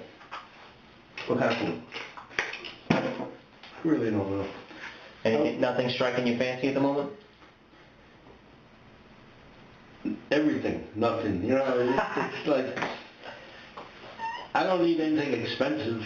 You know. No, that's good because I didn't really want to splurge on you because you haven't given me anything. Good. Kentucky Fried Chicken would be good. Really? I don't eat that. Really? No, I'm not joining you for Kentucky Fried. No, me either. No, what else? You make some suggestions. Thank you. People be hating on Kentucky Fried Chicken, but I like that shit, bro. It's good. I want to go get me some Kentucky Fried Chicken today. Bro. I gotta take a leak. Excuse me, man. This is the worst diagram I've ever seen. I thought you were supposed to be such a good drawer. It made me a great Christmas card one year. I can't even pick up anything anymore. Every 10 minutes my hands part of the carpal tunnel. They say it is, but I don't think. Cottingham's confirmed killings resulted in 9 convictions and a further 8 confessions under non-prosecution agreements, leading to him serving multiple life sentences in New Jersey prisons. In 2009, decades after his first 5 murder convictions, Cottingham told a journalist that he had committed at least 80 to 100 perfect murders of women in various regions of the United States. In April 2021, Cottingham confessed to an unsolved 1974 double homicide in Montvale, one of New Jersey's most notorious cold cases. The confession was extracted by Angelotti weeks before his retirement and was facilitated by Vronsky and by Jennifer Weiss, the daughter of Didi Gazzari, one of Cottingham's later victims. Vronsky and Weiss had been meeting with Cottingham in prison since the spring. No, I never had the Zinger Burger or the Wicked Wings. Do they have that where you live?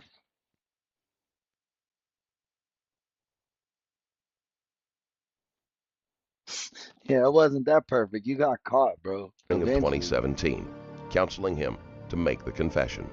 In March 2023, Angelotti elicited another confession from Cottingham, the murder of a 17-year-old who vanished in January 1967. Hopefully you enjoyed the video. If you did, there is a Patreon link in. That was crazy, bro. Bro had 100 bodies. Like, what the fuck? He was trying to kill every prostitute in the fucking country. He was definitely a serial killer, bro. He said he wasn't, but he was. That dude was definitely a serial killer, bro. I don't know what he was talking about.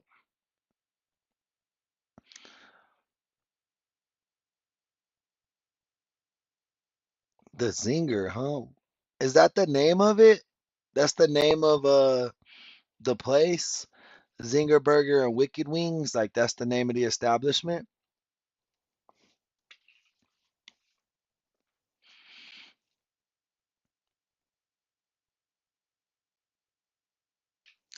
But that's gonna be the morning stream, bro. I love chicken wings and burgers, though. I ain't gonna lie to you. That's gonna be end of the stream, guys. We'll see you tonight. I just wanted to get this one done early so I can sleep today. We'll probably see. I don't know. Fuck, I'm addicted to this shit. I'll probably be on after football. I'll probably be on like 9 o'clock, 10 o'clock tonight. We'll see. Um, I don't know if I decide to go in earlier. You guys got post notifications on, so you'll know. Hex, thanks for stopping by. Bradley, thanks for stopping by for sure. Chris, thank you for sponsoring today's episode. Bradley, also thank you for sponsoring today's episode. You guys really kicked butt today. I appreciate you. We put in a quick little 3 hour, 20-minute stream. The first half of the stream is pretty boring. I'm not gonna lie to you. If you're watching on replay, definitely skip to the Santa Claus guy. But peace and love, man. I appreciate all you guys. I hope to see you next time on Fake Heem True Crime Reviews. Remember, you guys are the stars of the show. I'm only your co-host. Peace and love.